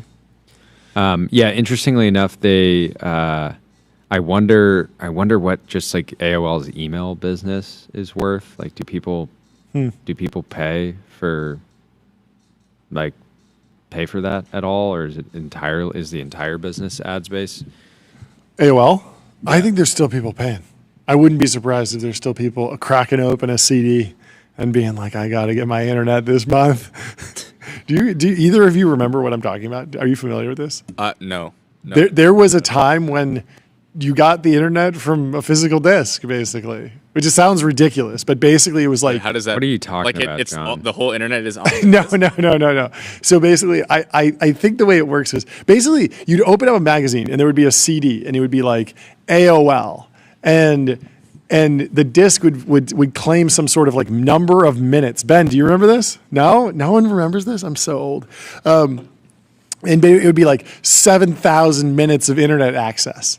And basically what you do is you would put the disc in and then you would install a piece of software that would allow you to access the internet. Just the crazy emoji guy. No, and then so on the disk was the software that would like give you a web browser, basically. Because how do you get a web browser if you don't have the internet? You need to install that first. So you would install the AOL software package. But did you buy a new disc every month? No. So they would give out free trials, basically, and then you would be able to connect to the internet, and you would be limited based on the number of minutes that you spent online. Each CD would give you a couple thousand minutes for free, something along those lines. Anyway, we have our first in-person guest of the show. We have Bryan Johnson. Welcome to the stream. Go over there. While he hops on, let me tell you about AI. Google AI Studio, the fastest way from prompt to production with Gemini. Chat with models, vibe code, and monitor usage. Thank you to Classic LA story. Good to see you again. People in LA arrive on time 15 minutes after you normally arrive. Oh, yeah? At least I do, normally. Yeah, that's the nature. Hopefully you didn't have too much traffic. It's great to have you here. Big week for you. It's been a great week for us. Yeah, congratulations. 60 million, but break down exactly what happened. What was the impetus for the deal?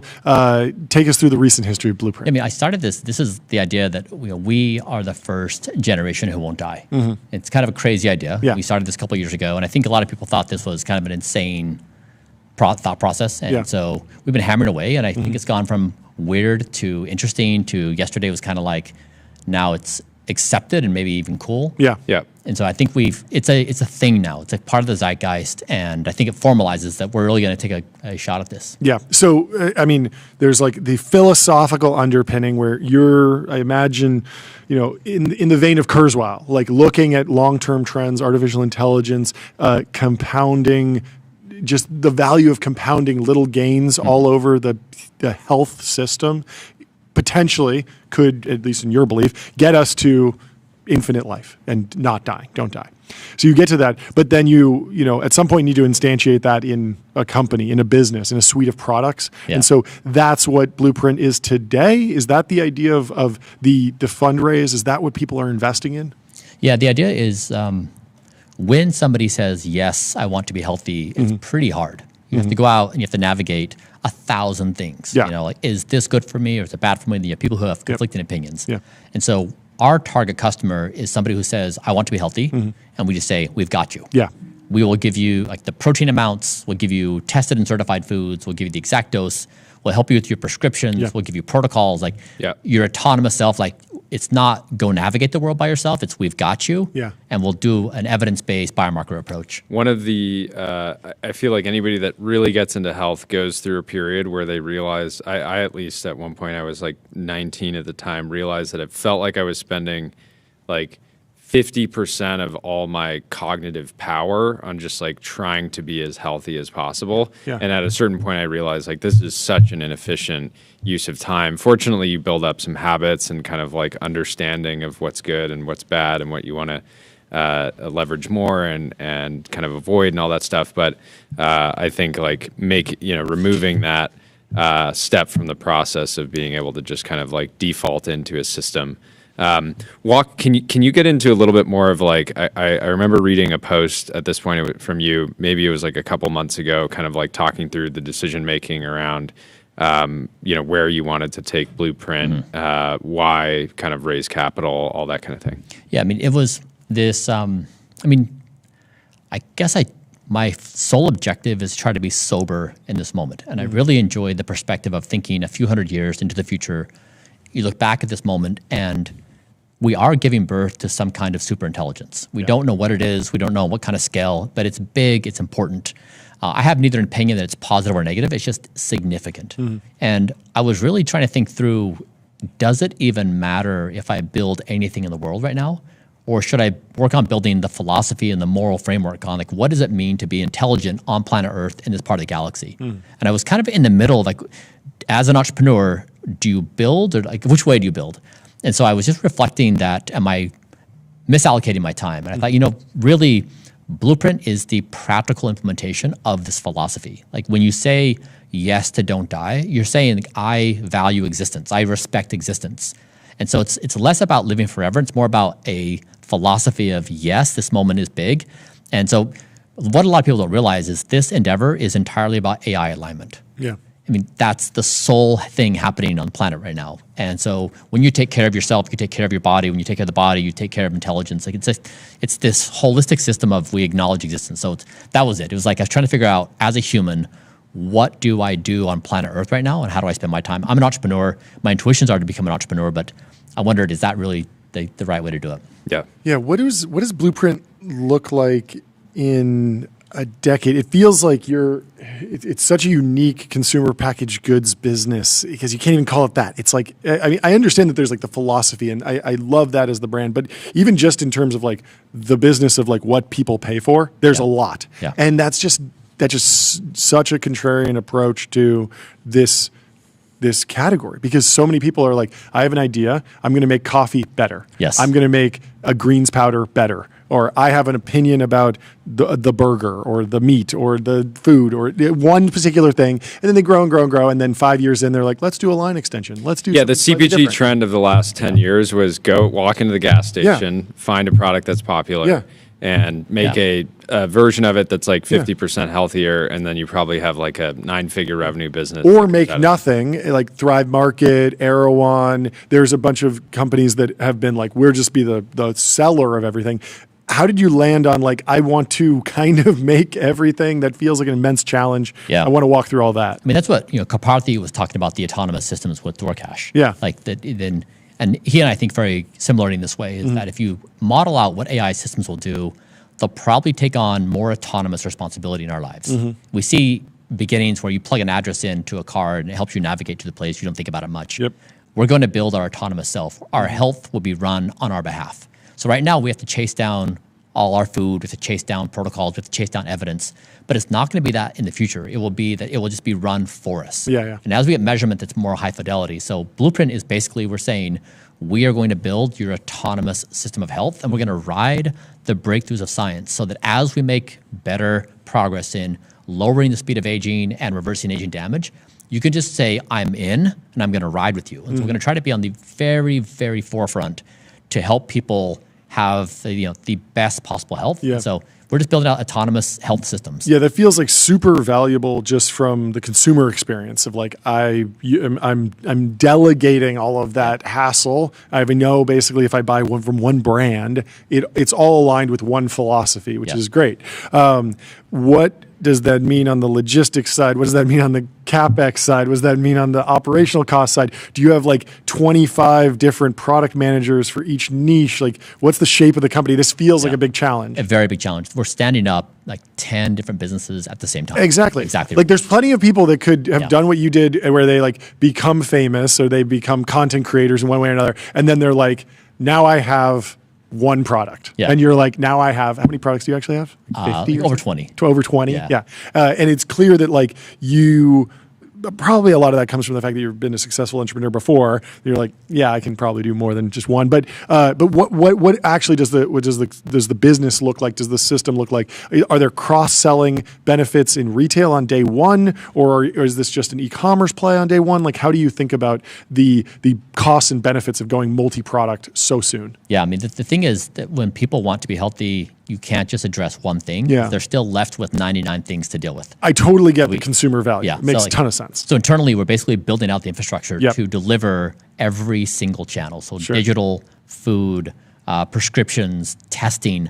So we could say like... It's so much stuff. It is so much stuff. You know, like this is what... So I've done this myself for the past, like 5 years. We've mastered the system for me. And I've been fighting to achieve the best biomarkers in the world. Like, kind of, in some sense, a ridiculous idea. But also, like, it's a new sport. Like, you can imagine it becoming a thing. So I mean, basically, we've mastered it. We've built it. Now we're just productizing. So I think we'll do it. So where are the edges of the? What is? How do you think about so every consumer out there has probably at some point or another gone through the frustration of finding a product they love and then watching the company behind it, or sometimes an acquirer, just like steadily, just like try to maintain or increase their margins to the point where it's no longer that it might have similar looking packaging, but it's no longer the same product. Like I imagine like you want Blueprint to be the thing that you are reliant on for the majority of your calories, the majority of the supplements you take, the majority of the drugs that you are going to leverage, and so.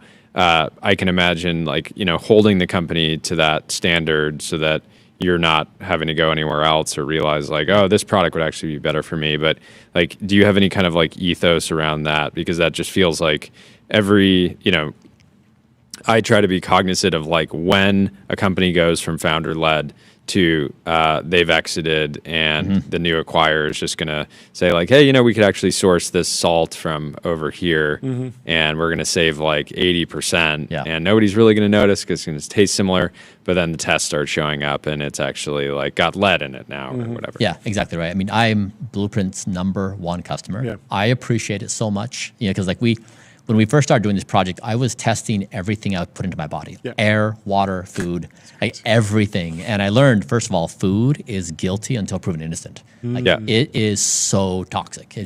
No matter where you get it. Yeah, people were freaking out last week when there was that protein powder report came out that a bunch of them had lead in it. And I was like, my immediate reaction was like, obviously, a lot of this stuff has lead in it. I mean, like, look at the average chocolate bar has like a ton of lead in it. And it's not even, so you can isolate that one toxin, but there's so many other toxins. Totally. So people, they grab onto one concept that they understand. It's like, oh, that's bad. There's trace levels of heavy metals in all of our foods. So like the fact that it's there is not alarming. It's just, it's out of context, but it's at a level people understand. But the goal is Blueprint is my way to try to achieve, this don't die. And so people will be just riding along. We build on population level data. So this is not about Bryan Johnson's body. This is about everybody's body. So all ages, both genders. But no, I think we're being meticulous about what we do. And so the quality will be the best in the world. And so I care about it. I'm consuming all of it myself. Yeah. What's the plans on the kind of telemedicine front for kind of interventions or therapies that require doctors' kind of involvement? Is there anything on that front? We will build an infrastructure to basically, when you want a prescription, if you want to go on a GLP-1, we can help you get started, whether you want a large dose or a micro dose. This is just funny. You're just like, yeah, and also I'll do the lab testing, and I'll also like build I'll be mining the metal that gets turned into the needle that injects you with the there we GLP-1. go. It's like you want to hold up the entire global economy. I love it. It's good ambition. I strongly support this. I was interested in like where are the edges of like what you're like. Yeah, actually, I'm not going to go into that market, but it feels like you'll just continue to work on it until you get to some status where you're like, yeah, actually, it'll be full circle. Would you go into hospitality? Would you create like physical kind of that's like, what I was thinking. hotel? Yeah, I mean, if you want to get 100% of everyone's like calories, these European kind of health retreats that are very like evidence driven. They're testing focused. I could imagine a Blueprint retreat center that people can visit once a year to we have about a dozen groups around the world that want to stand this up, and some of the biggest hotel chains around the world. Because the thing is, they just want credibility. They want to say like, come here, we have this thing structured. When I meet with some of the most powerful people in the world, they're just as clueless as everyone else. Like, it is not like people imagine rich and powerful people will just have it solved. That is not the case. No. And so we are going to stand this up. We probably will not do physical clinics. It's just too much on the real estate. And so we'll probably license it out. Sure. We'll probably do the digital model. If we have CrossFit IP model almost. We have trust. Yeah. So like we want to have like we could do a model across food and clinics where we have this evidence-based approach. So I mean we're kind of in it to just blanket the entire industry with a framework on how to do things in a credible way that's biomarker-led, evidence-based. Yeah.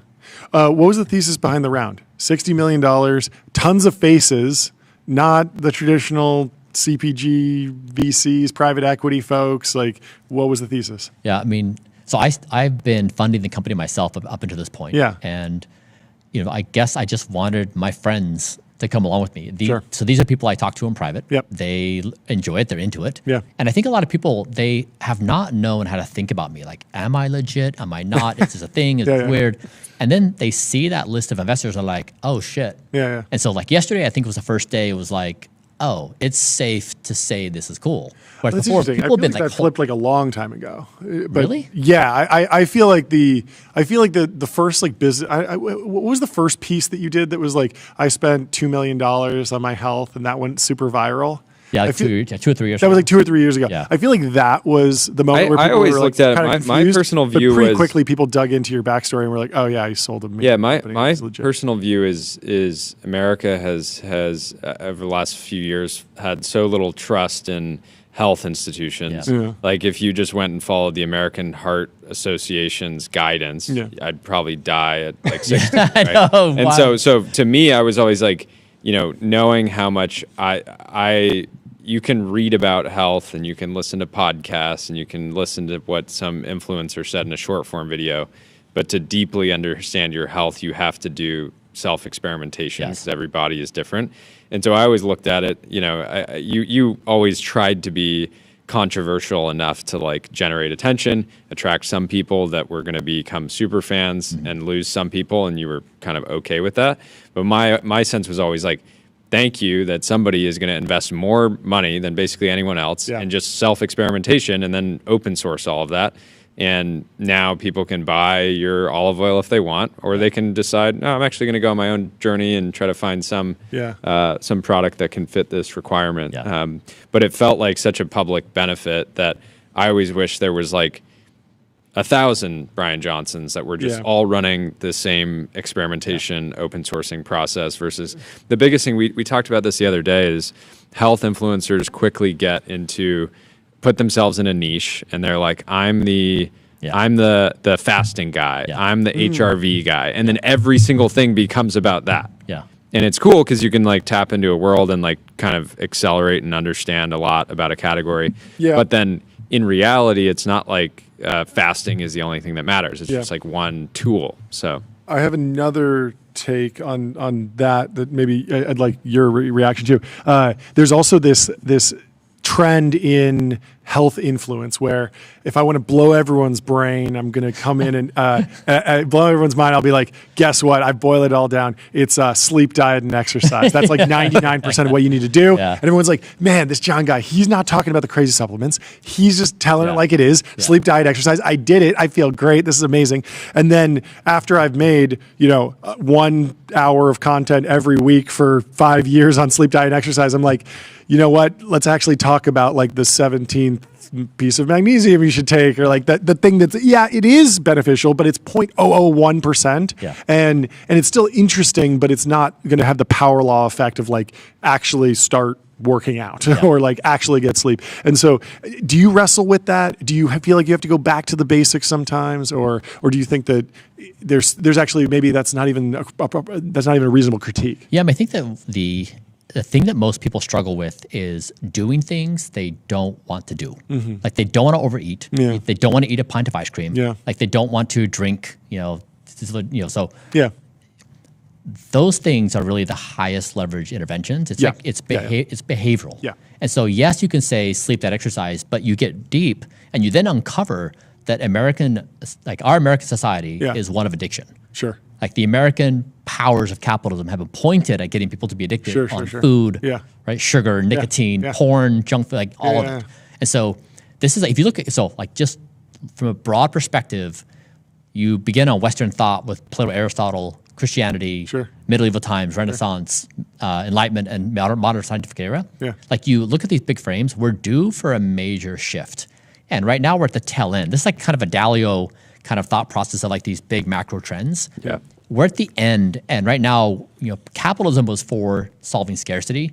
We're now compulsive, right? We're now compulsive. Yeah. And the idea was democracy was freedom of choice. We now have no longer choice because we're addicted. Sure. So we're really playing on this very big macro frame of we're at a different time as a species. And so, yes, sleep, diet, exercise, but in this larger frame, it's about what does it mean to actually be intelligent, make decisions, and you can't when you're addicted to everything. Yeah. What do you think about some of the longer tail interventions, like the third peptide that's not approved yet, but people are already taking it here? It feels like, is this sort of like pseudo-regulated, unregulated biohacking becoming more prevalent? Is that the correct world in a world where the FDA is broken, or does the FDA need to change, or how should we map the accelerating advances in science with maybe stagnation in regulatory? What's your framework for that? Yeah, I mean, peptides are very powerful. They're basically drugs. Okay. Right? So you get access to drug-like effect sizes. Sure. The problem is peptides are oftentimes not manufactured to spec, and so you have risks of like putting stuff in your body that you shouldn't be putting in your body. And then also, like they could have lead in them, just like your chocolate bar and could a have bunch lead. of other stuff. Same with stem cells. So like there's a real quality problem. Yeah. The other problem is peptides. A lot of peptides are not fully well characterized. So typically drugs, you say like, you can do this thing, but also here's a long list of side effects. Yeah. And that's nice because it's like, okay, at least I know what the trade-off space is. Yeah. With these peptides, you don't have the characterization. Okay. And so it's a bigger risk that people experiment. You see a lot of this in bodybuilding. Now you have biohackers doing it. Sure. So it's fine. It's just, you have to understand it's the wild, wild west. Sure. That may be your game. It may not, but like it's definitely, you want to be cautious. Sure. It's not like it's a safe path. But then there's other things like, you start with the highest level of evidence. Sauna is great. Yeah. But like I've talked about this a lot. If you don't ice the boys in the sauna, you crush. Can you make a ice pack? So I used to. I think we maybe talked about this last time. There used to be this ice pack on Amazon that was for this use case. Wait, and it's gone? And they stopped selling it. And now I don't. I lost my. So we should. Yeah, they don't want you icing your boys out there. I don't think they want that. Yeah. And then a lot of men will say like, I'm not trying to have babies, so it doesn't matter. But it has negative feedback. Hormone health. Exactly. Right? Yeah. Interesting. Yes, sleep, that exercise is great, but then you dive into the details. This is what I'm saying. Like, you start down this path, and you inevitably will spend 50% of your time chasing down everything. Some sort of weird root on cause all these on things. whatever it is. It's never easy. Yeah. So you have infinite chase, and that's what I'm saying. Is that's the problem I'm trying to solve. Is nobody has 50% of their time to do this. So how are you thinking about wearables? Because there's a world in the future where you have a camera that's effectively a sensor that's able to experience life in your view, and that as like a health co-pilot would be pretty wild because Yeah. you'd That be might like, be- hey, you've already eaten like you Yeah. know well beyond. You assume that Yeah. like cameras get better at like calorie tracking. It's like, hey, you're well over like your daily caloric needs. Like you're now going into a surplus. Maybe ease off, and maybe that's The enough. Meta Ray-Ban displays like need a killer app. That sounds like something you should build. What do you think? Yeah, I mean, if you think about it, GLP-1s are kind of that. I mean, a little bit, right? It's like modulating your hunger, your satiety, and it's like so. How do you think we'll view GLP-1s and the explosion of their use in 50 years? It's probably the most successful anti-aging drug ever built. It's incredible. Yeah, it's like the benefits keep on accumulating. Yes, there's drawbacks. They're getting better all the time, but Do you feel the same way about statins? they're complicated. I mean, statins do have benefits, but they're complicated. Do you feel like there's any value to reading into the conspiracy, like weird vibes around the fact that like Ozempic came from a demon, like this Gila monster? Isn't that what Yeah, it it's is? the Gila monster. Is it the Gila They were monster? experimenting or with the Komodo Gila dragon monster. venom Yeah. or something like that. Like it just feels like wrong, right? If you're just like, just humanity 101, you'd be like, yeah, don't drink. Don't become the demon- reptile. Don't drink the reptile venom. I mean, Brian What do you might be think? trying to become the reptile. I mean, a little Are bit. you into it? the Sonorian toad gave us 5-MeO DMT.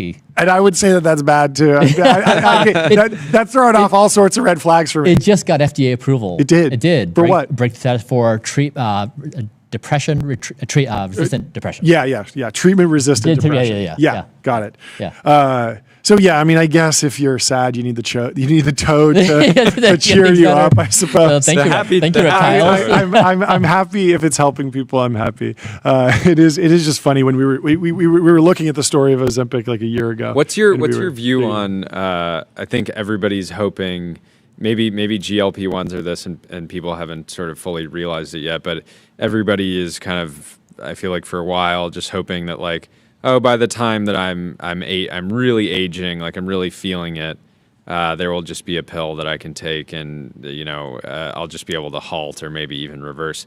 Are you like how open how open are you to the idea that like there could be something that is like an order of magnitude more effective than GLP-1s in terms of anti-aging? Yeah. Like, are you, where do you put the probability there? I mean, that study that came out from China in June, they showed that they took this form of a FOXO3 protein. They used CRISPR. They put it in a mesenchymal stem cell and delivered it via intravenous treatment. It had a biological equivalent for human anti. So this was in monkeys. It had a 3 to 5 year age reversal in over 50% of the tissues, which is unseen. And then for a human equivalent, that'd be like 9 to 15 years roughly. So these demonstrations are being done. I think we'll probably, I was going to actually figure this out. You know, the hype cycle where you Gartner hype cycle. Exactly. Yeah, trough of disillusionment, so plateau of productivity. I was going to model this out this week. Yes. Try to figure out because I think we're probably going to hit peak in something like GLP-1s or something. 2032, ish. Okay. Okay, we got some time. We're still going a on. few things will hit and people will be like, it's here. And then And people will think that they're going to live Yeah. forever, and And then then there will be a crash and be like, oh, actually, there's still more problems to solve. Exactly. Then Yeah. 2035, 2037, people are like, oh man, it's not solving this or that, or we have these complications. Then maybe early 2040s, people are like, actually, we got this. Something like that. I saw some post Do you a long get time ago. crazy inbound from mad scientists all over the Oh. world that are like, hey, I made this thing. I was talking with ChatGPT for 50 hours over the last week, and I figured out let me come inject you. When I was building Kernel with this brain interface, Yeah. I would get all these emails that people are like, I've been implanted by the government. Oh, Right? wow. So Okay. that would come in. But now, Yeah. yes, I get, I don't know, Yeah, a maybe lot of stuff. 7 to 10 a day. Whoa, You know, that's a lot. Are Yeah, people like- But you're offering you a dude. experimental? I've discovered the quantum realm and how how Sick. yeah, so it's go. wild. Maybe- People are excited about this topic. Maybe some toads involved in that one. That's funny. Yeah, I remember seeing this post a while back. I don't know if you remember it better than I do, but it was basically looking at the distribution of lifespans is not. There's not just a single power law where everyone falls off at 90. You would expect if it was just a normal power law that we would get a couple 150 and one 200-year-old person. But in fact, there are this double exponential effect. Yeah. And so maybe that's kind of what happens where maybe we solve one of them But then we still are at this exponential fall off in longevity. But even unlocking like one person at 200 would be amazing. Yeah, there was this interesting paper that came out of Levin. So he said his theory after running this model was that basically after we reproduce, our cells lose purpose. Like our cells don't have a unifying objective. Yeah. So they just like aging, it's just like we just don't know what to do. Interesting. And so if his model is correct, like biology needs don't die. Like they actually need an objective at a macro scale, like at our level of cognition, but also at a cellular level. But I think like these are the kinds of experiments people are doing of like what is the underlying incentive structure of biology? Why do we age? Why do we not age in certain parts of our life? Why do we have protective mechanisms? Why do some species regenerate? So I think it's this really exciting frontier where our ideas now of aging are beginning to crack open a little bit and expanding our horizons of like how do we think about time?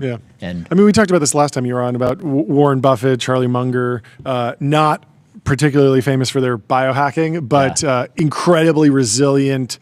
Like a life well lived. So many stories about them, like staying up, drinking Coca-Cola and wine long into the night. And I want to believe that there's some level of just if you have a purpose, if you have drive, your body just pulls it together a little bit more. I know people want this to be like the answer. Yes, but you're saying it's just luck. I think it's really such a bad idea because people in their mind, they make that shortcut and they're like, you know what? I just gotta work harder. I gotta work harder. Yeah. Did we cure balding? There was that study. Was it last week? They're weak effects. Okay. Yeah. So like we really have not made. I guess it's so long turkey. It's a little bit embarrassing as a human race that we haven't been able to make really good strides on hair loss. That one seems very simple to me. I don't know. It just seems like very mechanical. It doesn't seem as complicated as like your brain degenerating. We don't even know how the brain works. It's like it's hair. It just grows. Like it should be. We're working on it. We just put out our best attempt. We're gonna see if it works. Like we're gonna try to beat everything that's out there on market. Yeah.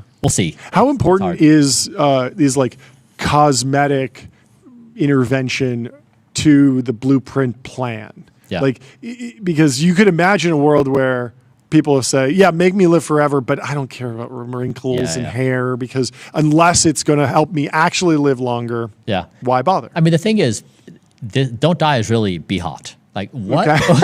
What? Every supplement company, every company in health, you're ultimately selling at the end of the day. And I think this is brilliant from a business perspective. Yeah. But does it make sense in terms of the science? Like, does it take something out? Of being hot is good science. Like if you look youthful and vibrant, your skin is nice, and like you have a lot of energy. So I think be hot is legit. The path for this. Okay. Yeah, that be makes hot, sense. don't die. Have a six-pack. How do you think about longevity in the business? If you look at the D2C bubble, there was a lot of companies that raised similar amount of money and are no longer with us.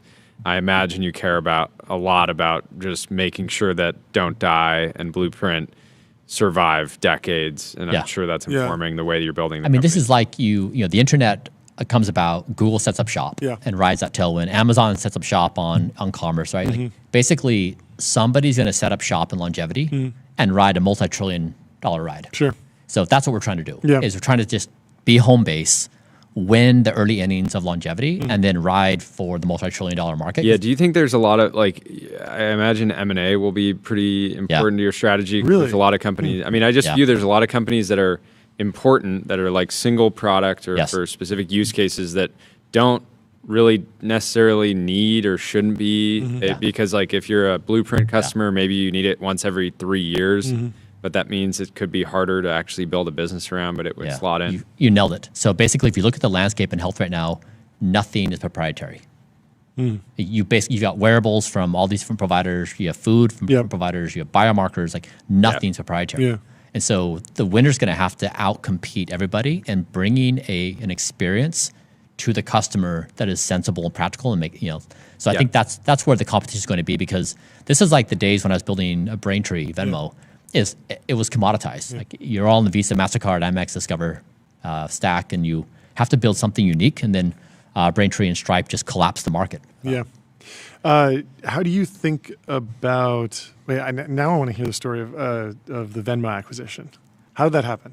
They built up a So people in payments, it was very clear PayPal was the only company making money. Okay. Because they had both sides of the market. Sure. They got lucky because they got into eBay. Yeah. They built the consumer side, but then they had the merchant side too. Because otherwise, if you just offer it to merchants, your margins are pretty low. Sure. Right? You're making whatever, 20, 50 basis points, something like that. And so everybody was going after PayPal, trying to build a two-sided marketplace. And that took a lot of capital. It's very hard to build from scratch. And so I said, okay, I'm going to build the merchant side of the business first, and then I'm going to acquire the consumer side. I said this when I started the company. So we got customers like Airbnb, Uber, GitHub. We got all the Gen Z people, and then Venmo had done a fantastic job building out consumer side. And we could then marry those two demographics, and we just like, perfect. And so, so they had built a great business, but they hadn't solved making money. Okay. When they plugged into our world, we bought them for $26.2 million. Yeah. Yeah. How much of that was like not making money because of fraud? I hear that like a lot of fintech companies, like they actually have something where the unit economics should work, but it's always crazy in the early days. So you hear the story about PayPal where PayPal was losing tons of money, but it was only because of fraud. The actual business, when it wasn't fraudulent, made sense. But then once you get to scale, you can do the anti-fraud properly. Yeah, exactly. Was that something that you were problem solving around? It's very hard again because you're doing peer-to-peer, and typically you have like illicit purposes primarily as your driver, and so it's a very hard problem. So as a standalone, it's hard for them to make sense because if you stack on a fee when you're paying your buddy, it's hard. There's friction in the adoption. Yeah. So you have to kind of speed run adoption and then make money later. Yep. But there was no good make money later problem. But it becomes like do you think? big cash sink. Do you? I was running. I think it was a shower thought. I was like, okay, there's so much capital sloshing around the private markets. It's been interesting that we haven't seen more people like try to take on Stripe. I don't know if it's. I don't know. I'd be curious from your point of view. At what point will people even try to climb that mountain? It's very unlikely. They've done such a great job executing. I sold Braintree in 2013, so they've been building 12 years since. They've done such a good job making that airtight. Yeah, they're just great. Yeah, this is the thing is like you can't come in and make a 10x better product. Like Amazon locked commerce, so you of course can build your e-commerce business on Shopify, but at a scale, I mean, Amazon has just kind of owned that entire thing. It's very hard to replicate that. Yeah. So that's our goal too. Is we're basically trying to do that for longevity. Is once you collapse the entire space, it's very hard to get in. Okay, we got a lightning round. Favorite book, or just a book recommendation, something you read recently that you like. I just finished The History of the Western Mind, going through all of Western thought. Oh, cool. Favorite music? What's in your? You know, I have such a soft spot for Eminem. When I was depressed, he was the only artist that I could feel. Okay, love it. Wow. When will humanity develop AGI?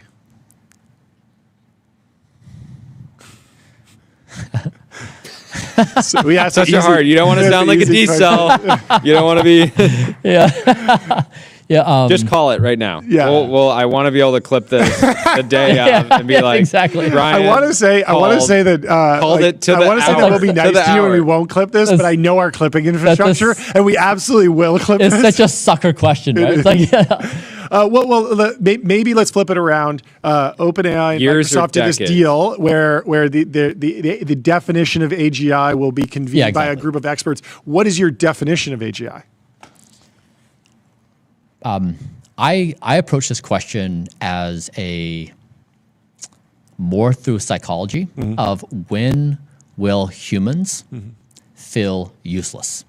Feel useless. Yes. Like our entire identity is based upon like we do things, we contribute, we build. Yes. And now AI is a tool, like we feel more productive with it. Yes. At what point will it do everything so well, you feel this deep hole in your stomach of like, what do I do? So what if, the weird thing is like, computers are incredible at chess, yet people play chess for fun and at the professional level because humans, I guess they're anti-clanker and they like watching humans play chess. And if we can solve that for everyone so that everyone has some sort of, even like in this AGI world where there's no more real jobs, there's no more actual, okay, you need to produce something for food or, livability. Everything is just for fun or for games and for status. And it's all about, I wasn't Anil Chakravarthy saying you go to the gym and you'll learn in the future. Yeah. And I wonder, like, if your definition is once that breaks down, that feels really far in the future. So But people, I like that. I like that. People look forward to retirement. Like retirement is a goal. It's an ideal. It's like we're going to get an RV. We're going to cruise the country. And then they retire. They're like, this sucks. Like there's not the tension. Never retire. So if we imagine we're going to like learn and we're going to like do yoga all day and paint but like if there's not the tension of the stress and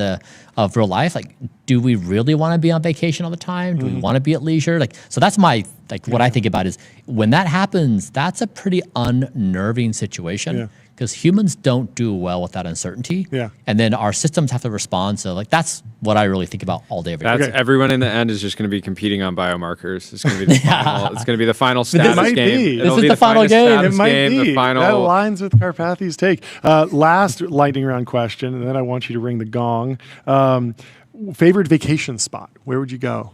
Redwood Forest. Redwood Forest. I love redwood. Yeah. Staying in California? Yeah, I love redwoods. Let's go. Right, like there. This is John. There's John. I love California. You don't need to go to Europe. I love America. You don't need to get all the radiation on the plane. Yeah. Just stay here. They're like such beautiful, majestic creatures, and they live a long time. They live a long time. It's very on brand for you. I love it. Congratulations on the round, $60 million. Fantastic progress. I'd love for you to ring that gong, and I'd love for you to ring it at a decibel level that you feel is appropriate for hearing. We don't want to. Actually, let me. Can you teach us? Yeah, let me pull up my decibel meter. Do we have my phone? Let's make sure we get this. Yes, let's bring over. We don't want to be over 80 decibels. Okay, yes, because we do have IEM, so it is a little bit of hearing protection.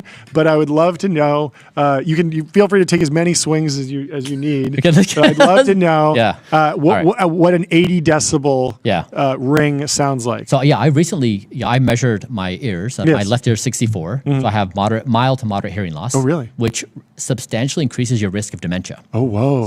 So because you're going crazy because you don't perceive reality properly. Your brain's missing all these signals. Wow, that's crazy. Our society is makes so much sense. built for hearing loss, like concerts, social gatherings, restaurants. So I would suggest everyone get a hearing test. Yeah, I just got hearing aids. Okay.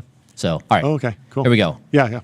Hit that gong at a longevity approved level. Let's hear it.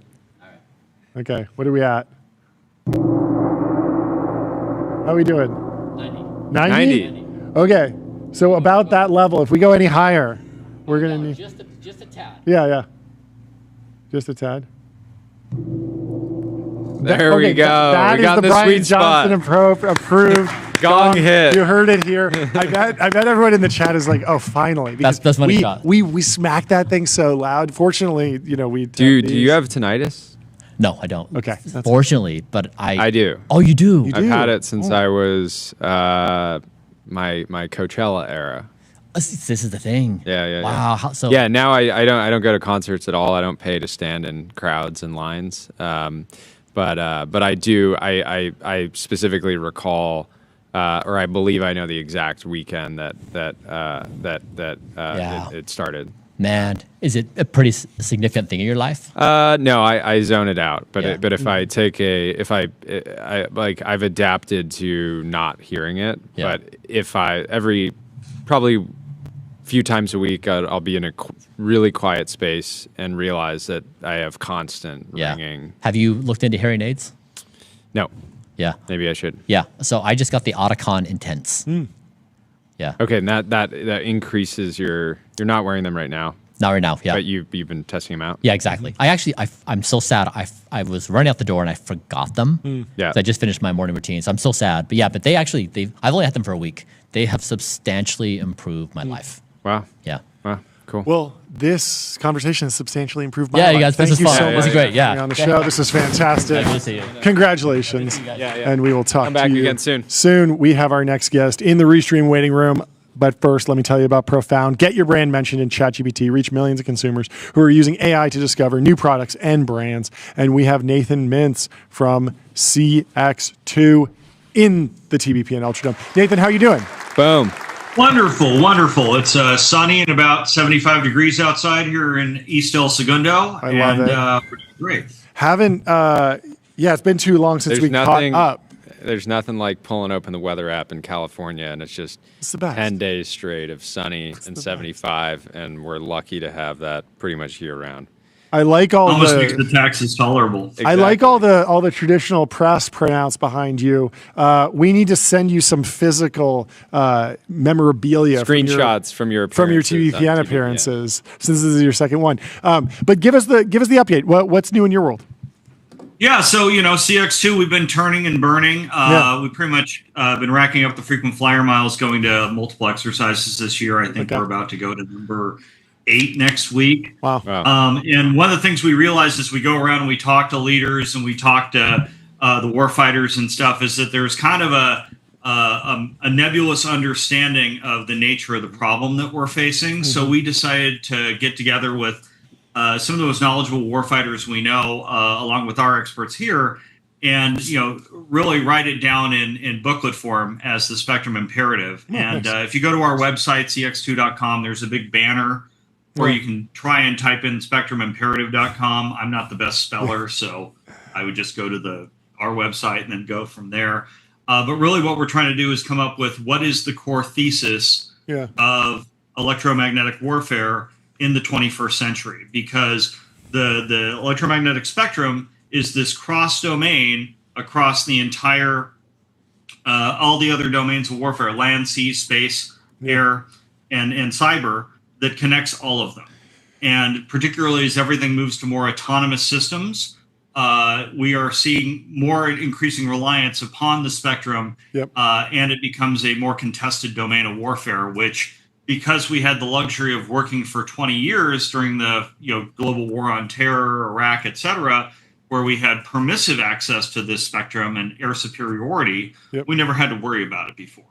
And now it's something that, as we're seeing every day in Ukraine, when it's heavily contested, our ability to have air superiority, air dominance, or really to maneuver on in other domains is severely impeded by it. Can you help me synthesize Palmer Luckey's latest soundbite around America as the world's arms dealer as opposed to the world police? This idea that American defense technology companies will be building products that America basically sells or deploys to other countries. Like, what does that look like in Ukraine for you, in Taiwan, in the Middle East? How is that different than America, the world police, where you're designing a system that's ultimately used by American boots on the ground?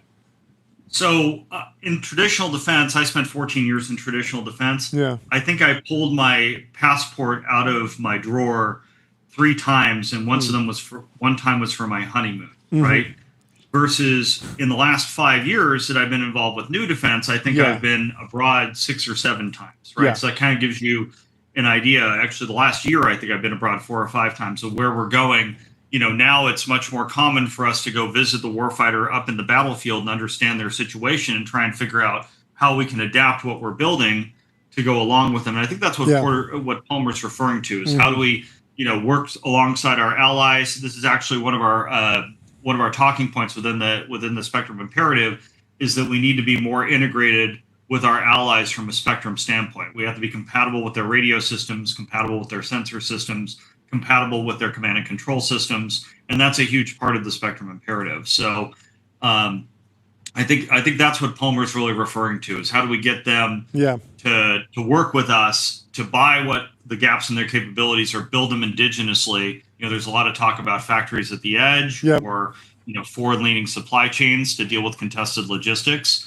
That's kind of I think the direction where Palmer's going. What is the latest update on what's going on in Ukraine? It feels like it's fast becoming a forever war, unfortunately. At the same time, I've been hearing new updates on drones with fiber optic cables to avoid, the problems of electronic and magnetic warfare, right? What's the state of the conflict, and then what's actually on the cutting edge of what the various militaries are using? So Ukraine, what's basically happened is the front lines have been relatively frozen, and it's because, if you think about it, you need to have uncontested data link. Data links at the spectrum layer, you need uncontested navigation, et cetera. or else you're kind of swimming upstream. So effectively, they've created this, no man's land of electronic concertina wire and minefields that really impedes any forward motion. Interesting. And 98% of the action is occurring with autonomous systems, whether that's drones or unmanned ground vehicles or unmanned surface vessels. Yeah. The Ukrainians have actually been probably the most successful with the USVs in the Black Sea. They've pretty much pushed the Russians completely out of Sevastopol, completely out of Crimea, and now they have to go all the way to their ports on the eastern side of the Black Sea to actually keep their ships safe, right? So that's a case study where autonomous systems, or actually automated systems in this case, because it's still human driven, have been able to really make a difference in that conflict.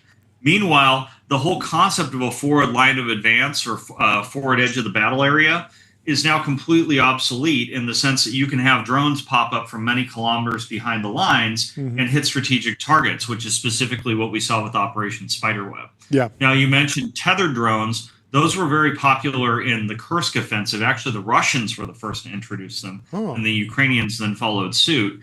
And the whole idea was that, well, if there's nothing to jam, then you can fight through all the jamming. The trouble is that the tethered drones in some cases within the Kurtz offensive actually turned into about 30% of the drones being used at any given time at its peak. But it's a brittle solution. If you go around a tree, you can snag it. Yeah. If the lines can be cut quite easily. There's all sorts of limitations, and then not to mention over water, it's like running a fishing line. If it touches the water at all, it's going to weigh down the drone and take it down with it. So I hadn't thought about that. So tethered drones have their time and place. It's a little unclear how applicable they will be in like the Pacific, for example. But for things like persistent surveillance, where you're putting a drone up in the air.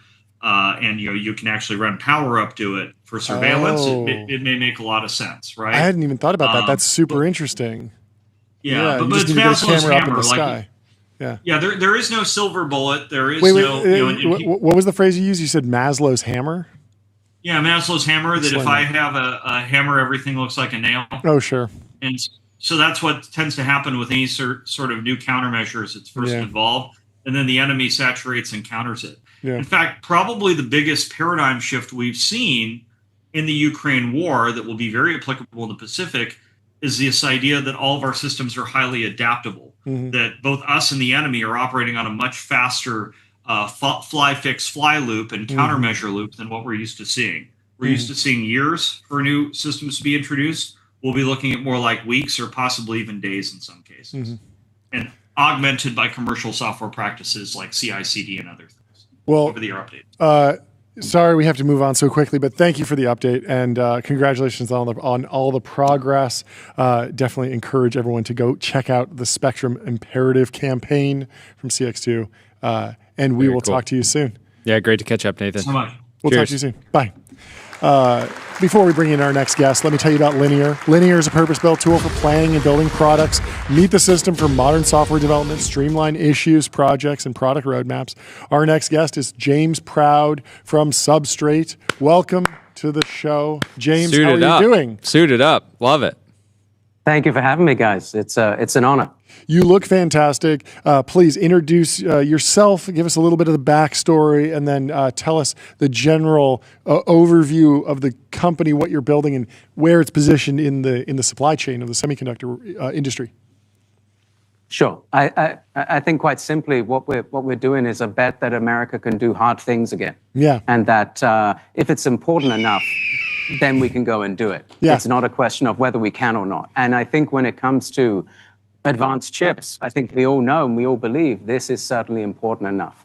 And so our bet is that the United States invented this technology, we can invent the next generation again. And starting with the core process of lithography is how you can actually go and make what we think a next generation foundry. Yep. Okay. So I think many viewers will be familiar with the general semiconductor stack. You have the design shops like NVIDIA, you have your TSMC, the fab, you have ASML, the lithography machinery maker. You might have Trumpf or Zeiss or some other supplier deeper in the chain.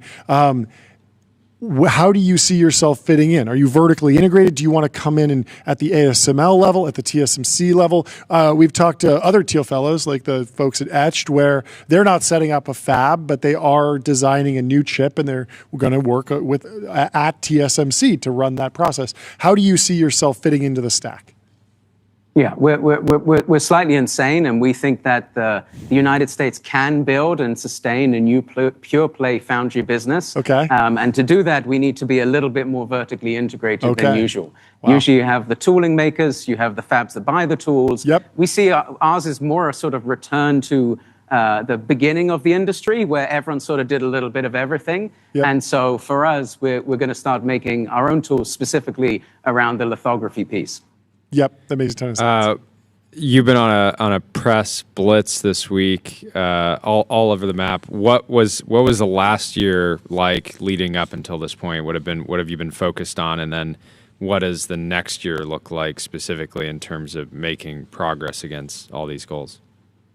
Honestly, incredibly hard.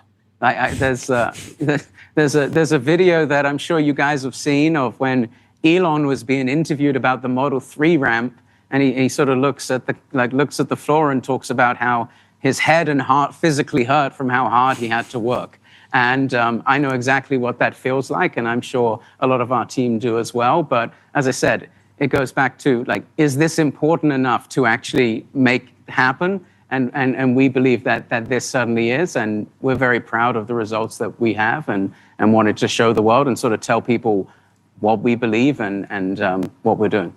And then what is more tactically, like what are this is the kind of company that it's the true potential will only be able to be achieved across decades, right? This is not the kind of company you start and expect to it's a massive journey, but like how do you break it up with the team? Like what are you looking to accomplish more specifically in the next 1 to 2 years? Well, moving quickly, I think, is sort of one of the key important parts of this. I think that this 10 years from now is far less important for the United States 2, 3, 4 from now. And so our goal is in 2028 to actually have a facility constructed and be running wafers. And so one of the reasons why we're coming out publicly is it's going to be very hard to start building big particle accelerators, big clean rooms in secret. And so the goal is we start doing that very quickly and sprint to 28. Walk through some of the milestones to date. Do you have to come up with new ways to etch chips essentially because of IP, or do you need to do a bunch of licensing deals? Is a big piece of the equation for the last year been marshaling capital and then placing orders to buy equipment and build up a facility? There's so many different ways that the business could take shape if the general goal is let's build a fab in America. I can imagine a bunch of different ways to solve that, but how did you go about solving it? Yeah, so up to now, the company is really 3 years old, and the big thrust so far has been building lithography tools, demonstrating that they work, printing the smallest things that humans are able to go and print, and that's been the focus really up to now. And in terms of what kind of tool, the IP and the like, our focus has been how do you reduce cost and complexity? And so all of the design choices we've made have been driven by that. And really EUV and the tools that exist today, these are modern miracles. Yeah. These things are incredible. The engineering, incredible. Yeah. But the choices were made in the really the 90s and took a while to scale up. Got it. Our approach has been on the lithography side. If you were building a next generation lithography tool today, would you make the same technical choices? We've believed no, and the answer is no. What's it been like on the recruiting side? Have you been visiting the Netherlands, visiting Taiwan? How are you thinking about building building the team going forward.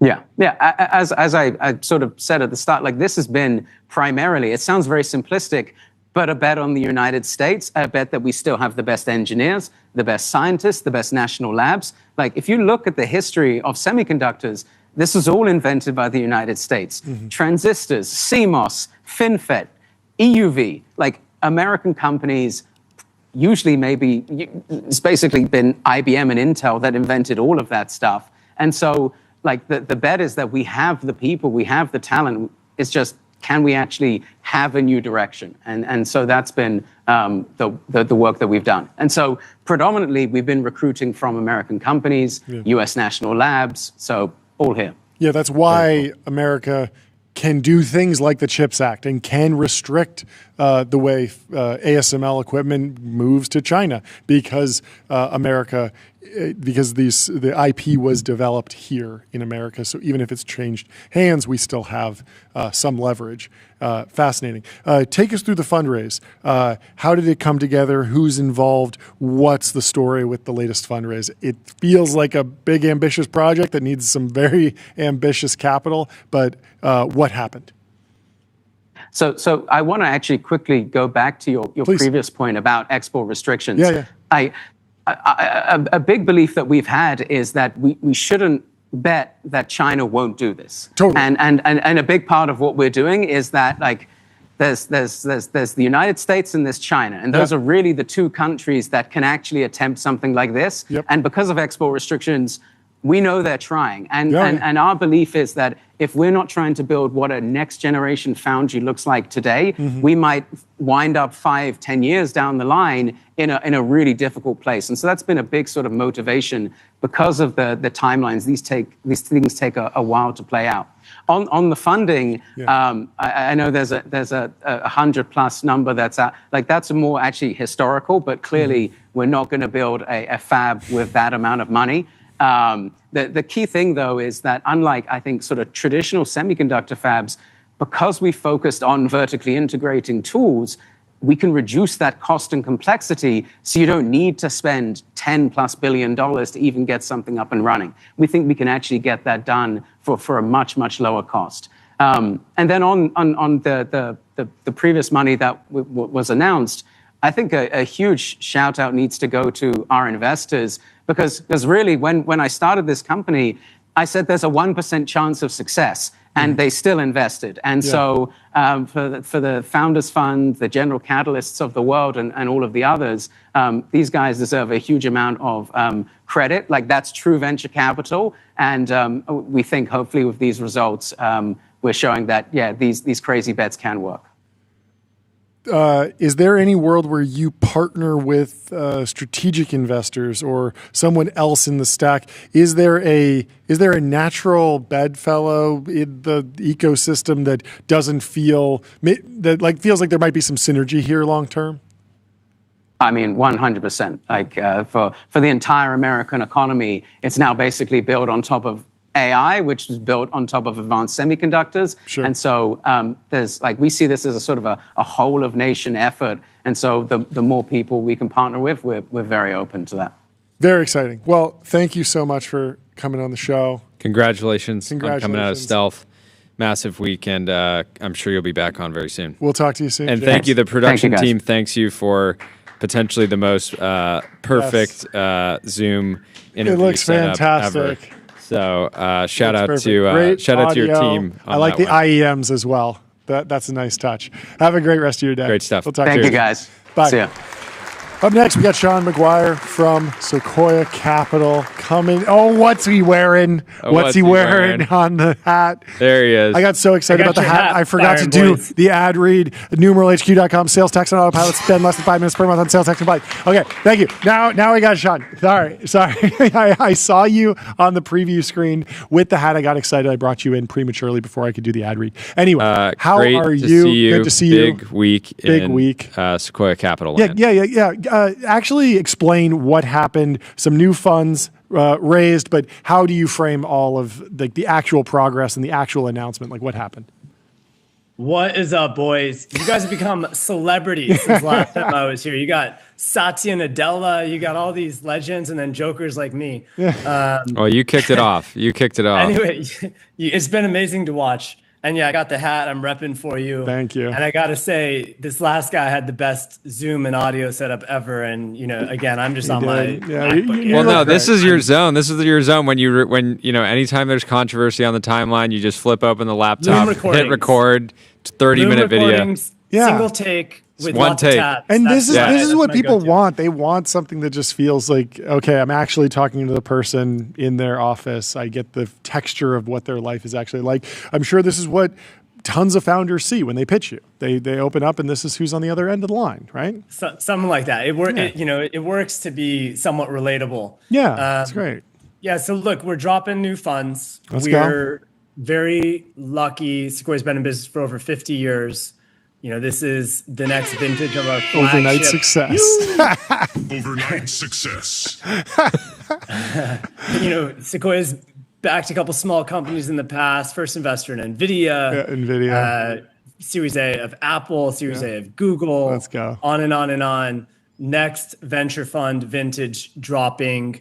Venture fund 19. 19. Also seed fund 6. Wow. Seed is something that we used to combine inside our venture funds, but wanted to place a major emphasis on it, really to show the distinction. And I would say, so anyways, fund size, 750 million and 200 million for seed. Something that I think is... Wait, and is there a growth fund as part of this? Is that a separate thing? Is that off cycle right now? Yeah, so the growth fund is different cycle. Okay. Announced their funds recently. Got it. Something that I'm honestly very proud of. I joined Sequoia 6 years ago, and I feel like this is the first fund cycle where we really have like a new team, a cracked generation of young people, and that have now been working together for 5+ years. And so it really feels like we're firing all cylinders. We got Stephanie with skilled on stage with Jensen yesterday, and Reflection. We got Constantine hitting his stride with Expo and a bunch of other companies. We got everyone on the team has some amazing portfolio companies. And then the growth team, you have so many great people, Pat, Andrew, Andrew taking David, companies public Sonia, every day now. Ravi, et cetera, and a whole new generation there too. Any specific kind of like decision making or insight around like how you guys decided kind of the fund sizes specifically? Was that I'm sure based on a lot of learnings over the last few years and seems like a commitment to like driving like real venture returns and staying committed to that. But what more can you say there?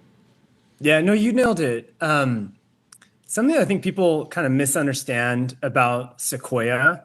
And I got to drop the flex, but Sequoia has this outsized history in terms of the scale of companies we've backed. Like if you look at the NASDAQ, about 30% of the NASDAQ by market cap were early Sequoia, companies.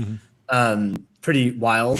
Crazy. But we actually don't invest in that many companies per year. We really try to keep it pretty focused and targeted where we can be active company builders.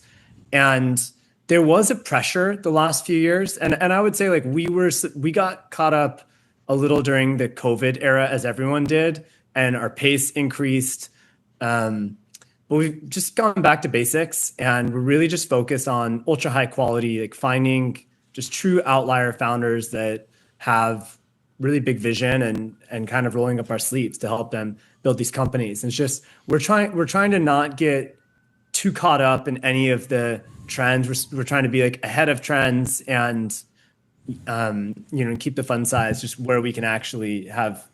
We strive for minimum 10x net returns. Like that is our goal for every fund, and that's where we want to be.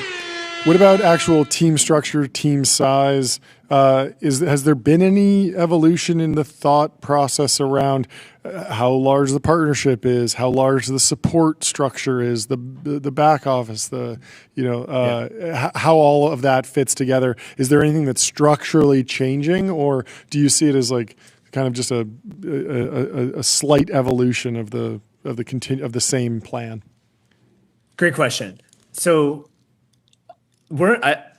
we have to be paranoid at Sequoia. Like that's our secret is being ultra paranoid and just trying to outwork everyone. Yeah, didn't a Sequoia founder say that? Something I hope so. I think so. But we went through a pretty hardcore generational transition, 5-6 years ago. Yeah. Most of the team was not here 8 years ago. You have people like Rulof and Alfred that have been here for a long time on the early team and kind of have helped, and Doug, when he was active, helping to kind of bridge the generational divide. But I would say where we've innovated is kind of with new team, and then otherwise really trying to just stay true to the roots of Sequoia, active company building, focus on both, like really trying to understand market structures and find outlier founders. I think that's something that's different about Sequoia's. We're not like an or, it's not founder or market, it's an and, like we want founder and market. In terms of everything else, I would actually say we've almost gone back to basics a little bit more. Like, we have a wonderful operating team, and that's something that, we built up over the last 5 or 6 years, but we've basically kept it pretty steady in terms of size. Like we feel good about where everything is, and now we just need to execute. Okay. Defend the venture capitalist, because I'm going to make the argument that the venture capitalist, not Sequoia in particular, but venture capitalist, an entire category is cooked, chopped, destroyed. It's over. The game's over. Agreed. And here's my thesis. What was Rolof's quote the other day? Yeah. It's not an asset class. He said venture capital is not an asset class, which yes. I 100% agree with. It was a great quote. He said it's a reward-free risk. It's a reward-free risk. That's a great quote. But specifically, I want you to address this kind of, maybe it's a headwind, maybe it's not. You tell me.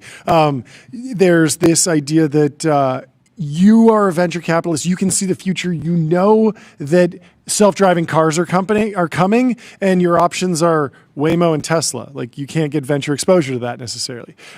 You're excited about humanoid robotics. Well, Tesla's in that. You're excited about AI. Well, like, if you wanted to play, like, OpenAI took $1 billion from Microsoft, and all the VCs were getting in small slices. No one was able to build a 30% position in that company like they would have done in the previous era with a Facebook or with a Google. John was texting me last night joking. He's like, it's absolutely criminal that Satya didn't get carry on the OpenAI investment. Yeah, and I mean, I don't know your thesis on quantum computing. It feels very early. I led the Series A in IonQ, which is a public quantum computing company. Let's go. Okay. I did my PhD in the quantum information. So maybe that works. Yeah, maybe we need to go there. But it feels like there's also competition from big hyperscalers in that market as well. We need the Martin Shkreli, Shaun Maguire debate on quantum. Oh yeah, so we definitely need that. I'm actually closer to Martin in a lot of the views. Yeah. So maybe it would be an agreement. Like the Martin Shaun conversation rather than yeah. Okay, so let's table quantum particular in particular, and let's instead say how does venture capital play in a world where frontier technologies take $10 billion and 20 years to mature? Self-driving cars, AI, et cetera. Look, I think Rulof nailed it when he said that venture capital is not an asset class. Yeah. But we don't do it the way other people do, And granted, there's a couple funds I respect unbelievably deeply that have a lot in common with us. A couple. But look, there are only two other people I respect. There are two people I respect. And there's a couple funds, but look, we're really deeply involved, oftentimes in like the formation of companies. Yeah. I think in the last year, there's been at least 5 or 6 companies where we signed term sheets where we were involved in the putting together of companies, like before they were even incorporated. We were kind of structuring the companies, bringing the founders together. My partner, David Kahn, played a big role in bringing Kela together, for example, which is an Israeli defense tech company where, there was a very talented founder that a bunch of us knew, Alon Dror, who had a general idea, but he didn't have the right team for it. And I would say his initial idea was wrong. And we helped him with the idea. And then David had a vision of bringing this woman, Hamutal Meridor. And that combination is magic. Mm-hmm. And I really, it's hard to explain how frequently we do that. Yeah. And so it's like, if you're a passive investor at the late stage, there's no alpha today in VC or very little.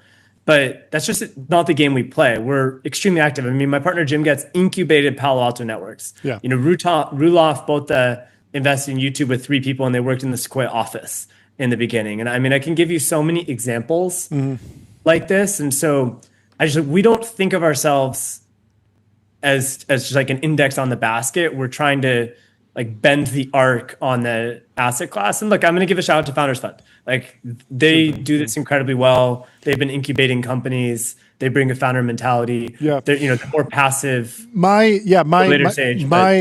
Obviously like Sequoia and Founders Fund, incredible returns. Like the model's clearly working. I guess maybe it doesn't matter that Sequoia and Founders Fund, like, I don't know, all the funds, it just feels like there's a world where self-driving happens or some other big, huge humanoid robots. It happens, but it happens in a way that the value isn't captured by venture capitalists. And that's what I'm wondering. I'm not worried about it. You're not worried about that. Honestly. Okay.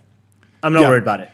I think there will be a lot of value captured in the public markets. Like one of the best trades you can make in AI the last 5 years was obviously just buying NVIDIA. Yeah. The same was true with crypto though. Like you could just buy Bitcoin. Buying Bitcoin outperformed basically every crypto investment. Yeah. But Coinbase was still an amazing investment. I think Bitcoin, like at almost every point in time, slightly outperformed Coinbase. Yeah.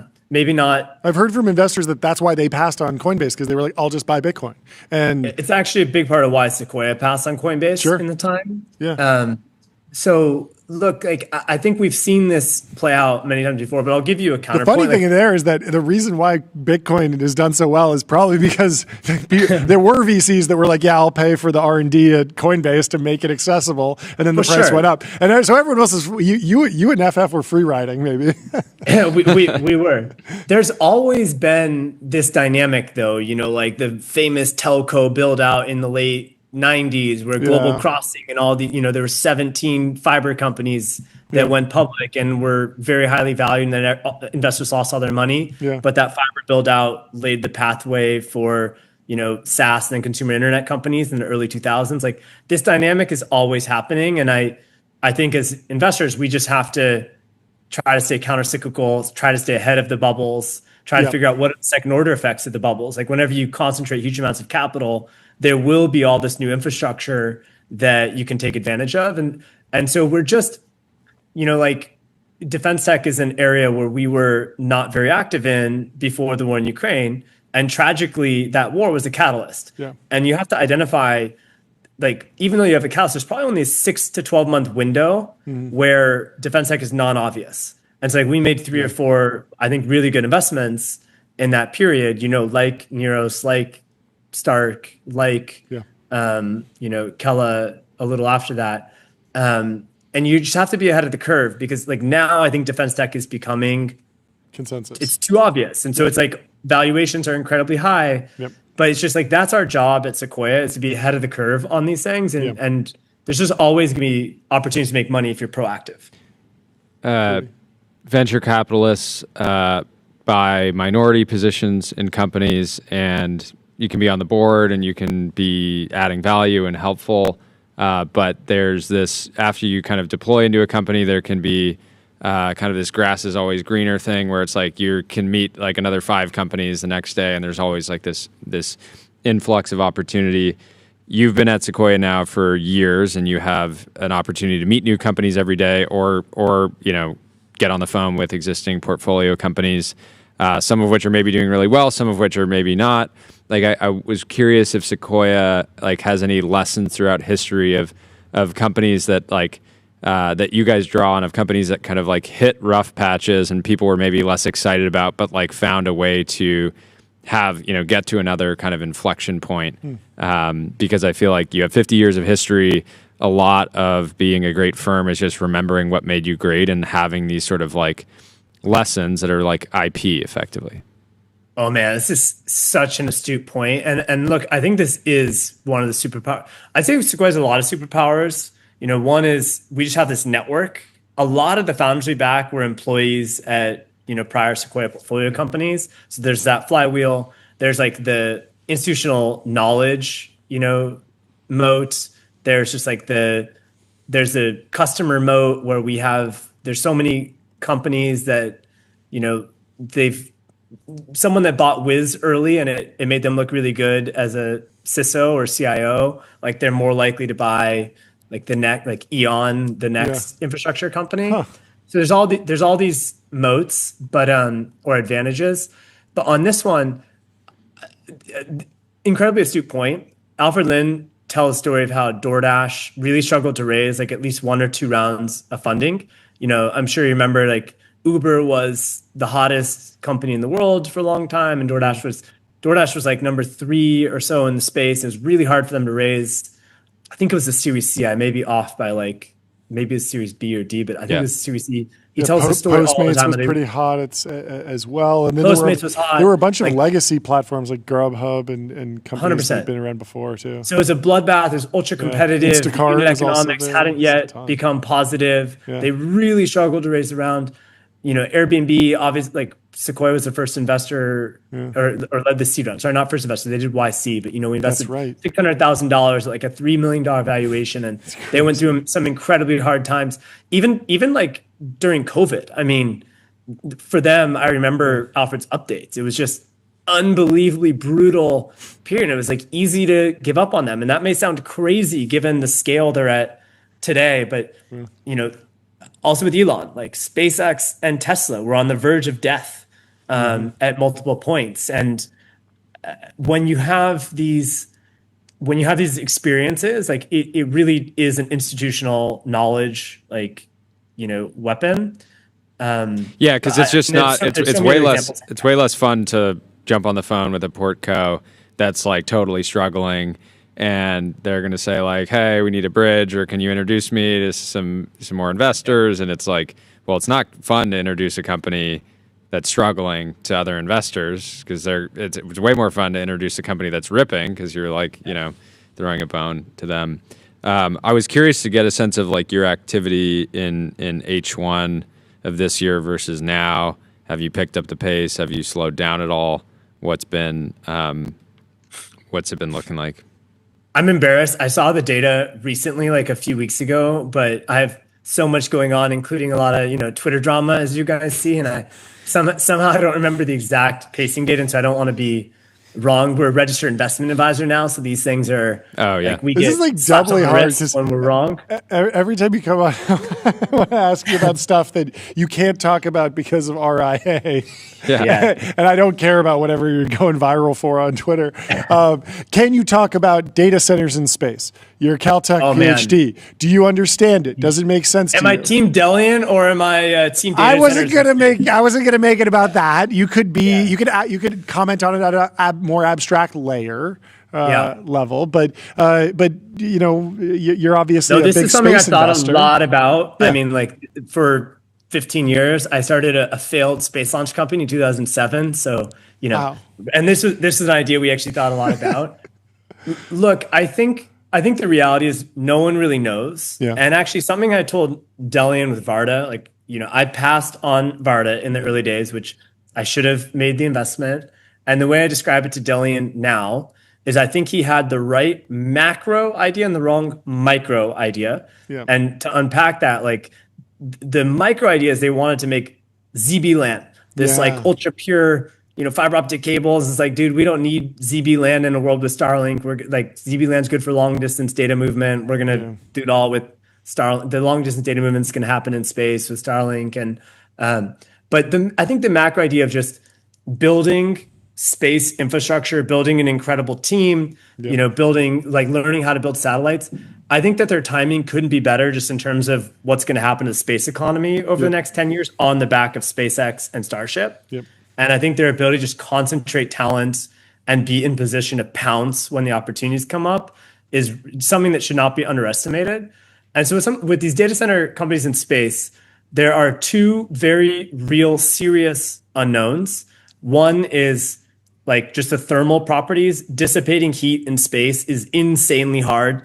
And anyone that says they figured it out right now, like they have not figured it out. Mm-hmm. They may figure it out and it's because you need a lot of surface area, right? There's basically there's like no thermal conductivity or very little of space as a medium, and so heat that leaves any unit area or whatever in space, it stays close to the satellite in space, and so you can move things around inside the satellite, but once heat leaves the satellite, it'll just heat up a little local pocket of space around you, and takes a very long time to dissipate away from the satellite. And so, like, this is something no one really understands how it works. The second is you have to deal with high energy particles that are going through your electronics. You don't have the Earth's magnetic field shielding your electronics, and you can have metal shielding and things like this, but no one really understands how this is going to work and how it will affect all the circuits and electronics. So these two things are hard. There's also like a big just time question around exactly when Starship will fly, like when cost will be passed to the launch companies. So I think some of these companies may be too early. And look, I actually think I'm more Team Delling on the micro. Like, I think he has the right points that there's a lot of things that are unsolved right now on the micro side of data centers in space. But I'm such a macro bull on space over the next 10, 15 years that it's hard for me to bet against any team that is just building that, like, concentrate talent, building the expertise. Because I just think it's going to be such a exponential rising tide at some point in the next 10 years. I can't tell you when that will start, but it will be big. On the SpaceX front, how there's been a lot of news over the last few weeks around direct to cell partnerships between SpaceX and other device manufacturers, et cetera. How screwed do you think a lot of the big telecom companies are over the next 10 years? Look, I don't think they're screwed. I think that I think SpaceX is going to do unbelievably well. And I'm maximum bull on direct to cell for SpaceX. But I think what happens, in the kind of most wild success scenario for SpaceX is providing 20, 30% of the world's mobile data in a decade or so. Yeah. But I think that the total mobile data consumption will be double at that point. So it's still a 70% net increase for all the existing telcos. Because this is just a fact of history. When a product gets better, people use it more. Yeah. And, when you have the ability, when you don't have dead zones in cell service, when you have 5G everywhere, Optimus is going to come online. Tesla cars are going to come online. People are going to be, when you have really good mobile connectivity from the car, you're going to be streaming instead of 1024p, you're going to be streaming 8K content from your car while it's driving you. And I think it's going to be one of these things where rising tides lift all boats, but I would not underestimate how big of a deal it's going to be for SpaceX. Yeah.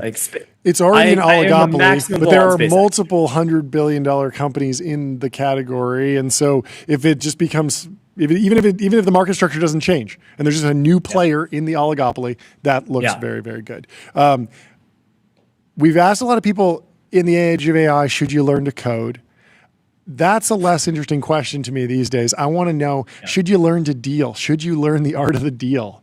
Because basically, is the art of the deal becoming a more important tool in the founder's tool chest? Because we've seen so many, it really feels like there are founders out there who can just work magic and marshal capital and buyers and customers and the government from a different country. And they get 17 people to say, yes, this has to happen. And then all of a sudden it happens and we get the thing. And it feels like it could be the beginning of a new archetype, a new founder archetype, or maybe it's an old archetype. But what do you think about learning to deal? Yeah, look, I mean, first on the learning to code, I personally think that coding is going to be like doing arithmetic a long time ago. And it's just it won't be as interesting or valuable. Humans won't be doing that much of it. But I think it's very valuable to train your mind how to think. And so a lot of learning to code is that kind of like thinking mode? Thinking mode, deal mode. Yeah. But look, I think even more extreme than an even more extreme way to train your mind to think is doing pure mathematics.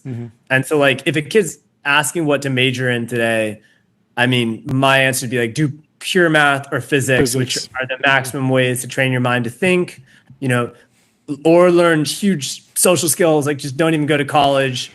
You know, if you do, be frat president. Our intern over here, our intern at TBPN is on a gap semester studying physics and is now hanging out here. And he's just like nodding, just being like, I'm patting myself on the back. Shaun Maguire says I did everything right.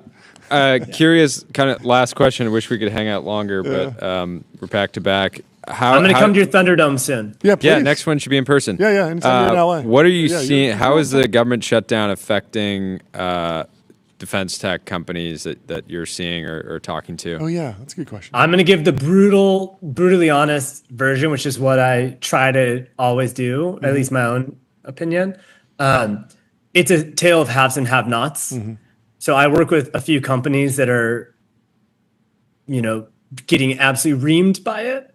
But I also work with a couple companies where it hasn't really affected them. Yeah. And basically, like, if you have something that the government absolutely needs, like maybe they can't send you the money right now, but they're still giving you the phone call and telling, you know, and like, you know, telling you that giving you this the is signal. what you should expect after, you know, after the shutdown ends. And, you know, we can still give you the award. We just can't, you know, tell you the exact dollar amount because we need congressional approval on the exact dollar amount. And it's a tale of haves and have-nots. I mean, it's a really good signal, to be honest, at least as an investor, to be like, is what I'm investing in a nice to have or a need to have? For sure. It's very clarifying. Yeah. Very good. Cool. Great to catch up. Always fun. Congrats on the new. We need to ring the gong for Sequoia Capital. Yeah. They no deserve one a gong. thought this would gong happen. hits. 2 gong hits for the 2 new funds. Still got it. There we go. Thank you, boys. Great you to guys catch are up. legends. Keep crushing. Bye. See you soon. Thanks for coming on. Bye.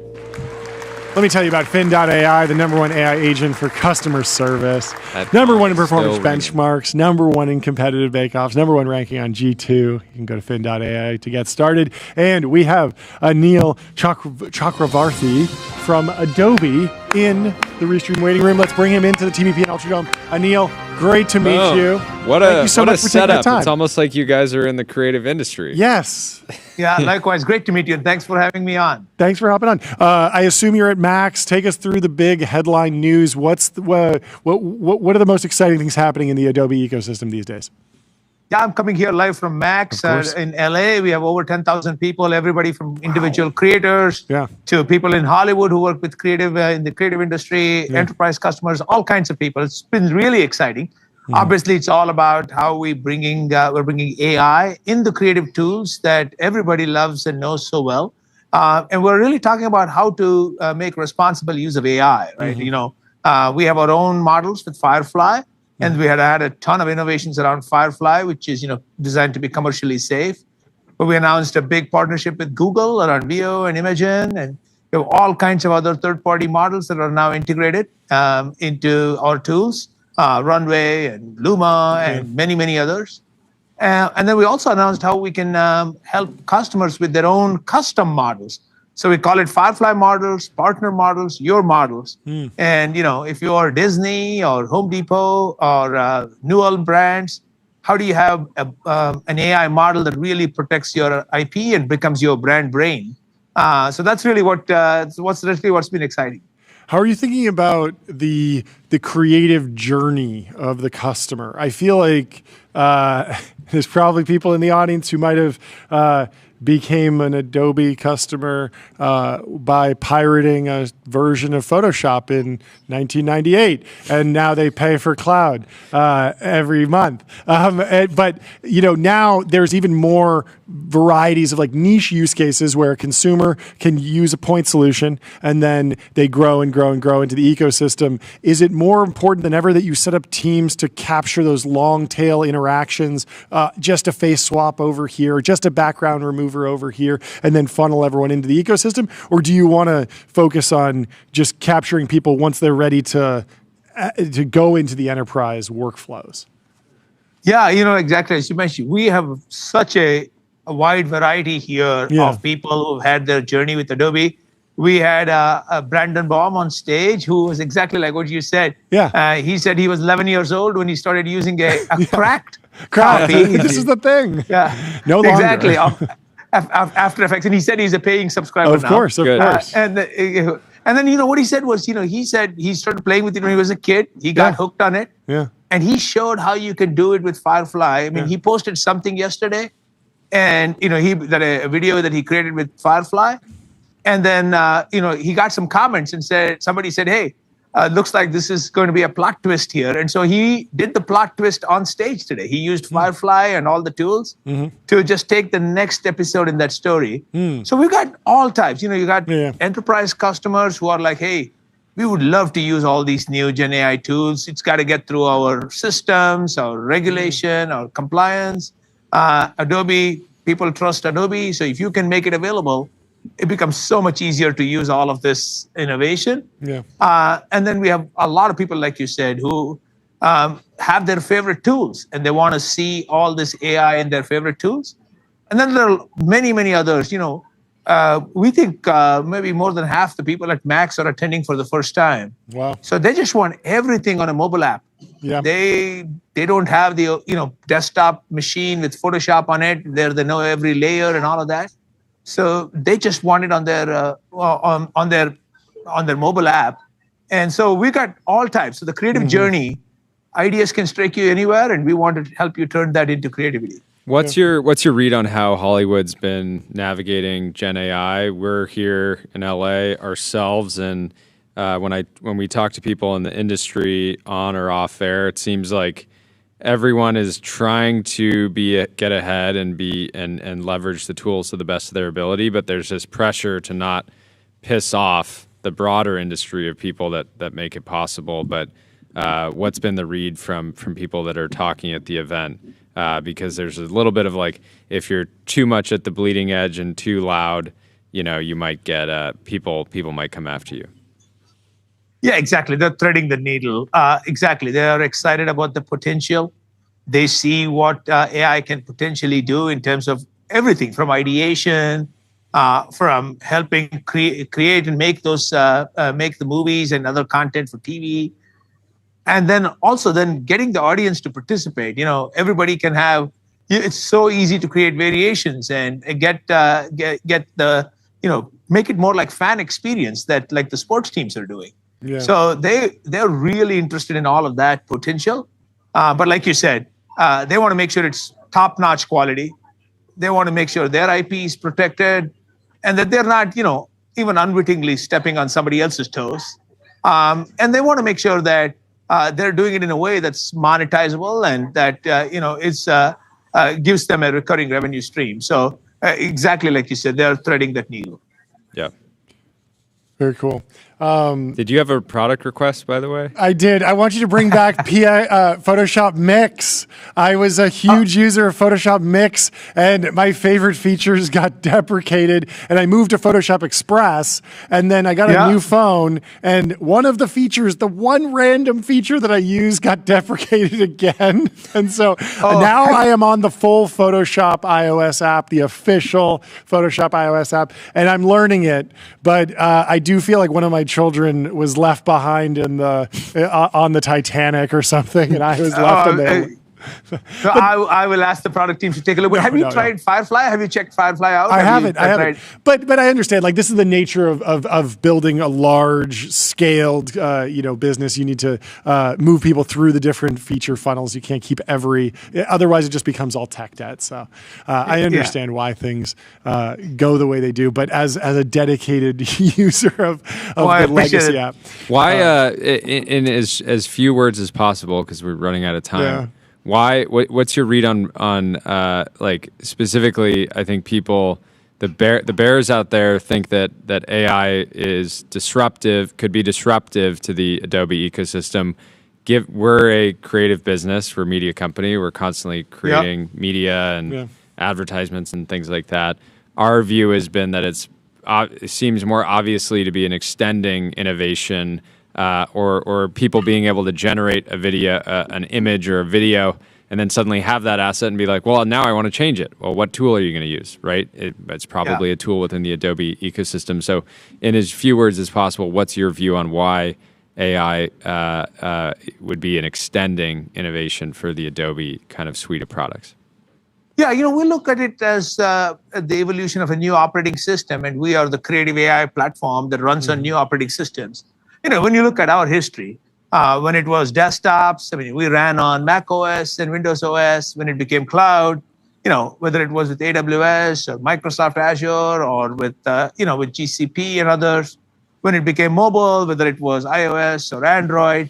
So we have the history and the track record of making sure that we work very well with the emerging new operating systems. And the new AI is the new operating system. Now, you have to believe, and I think it's a simplistic view that the operating system will do everything that the apps do. And that just seems, in our view, very simplistic.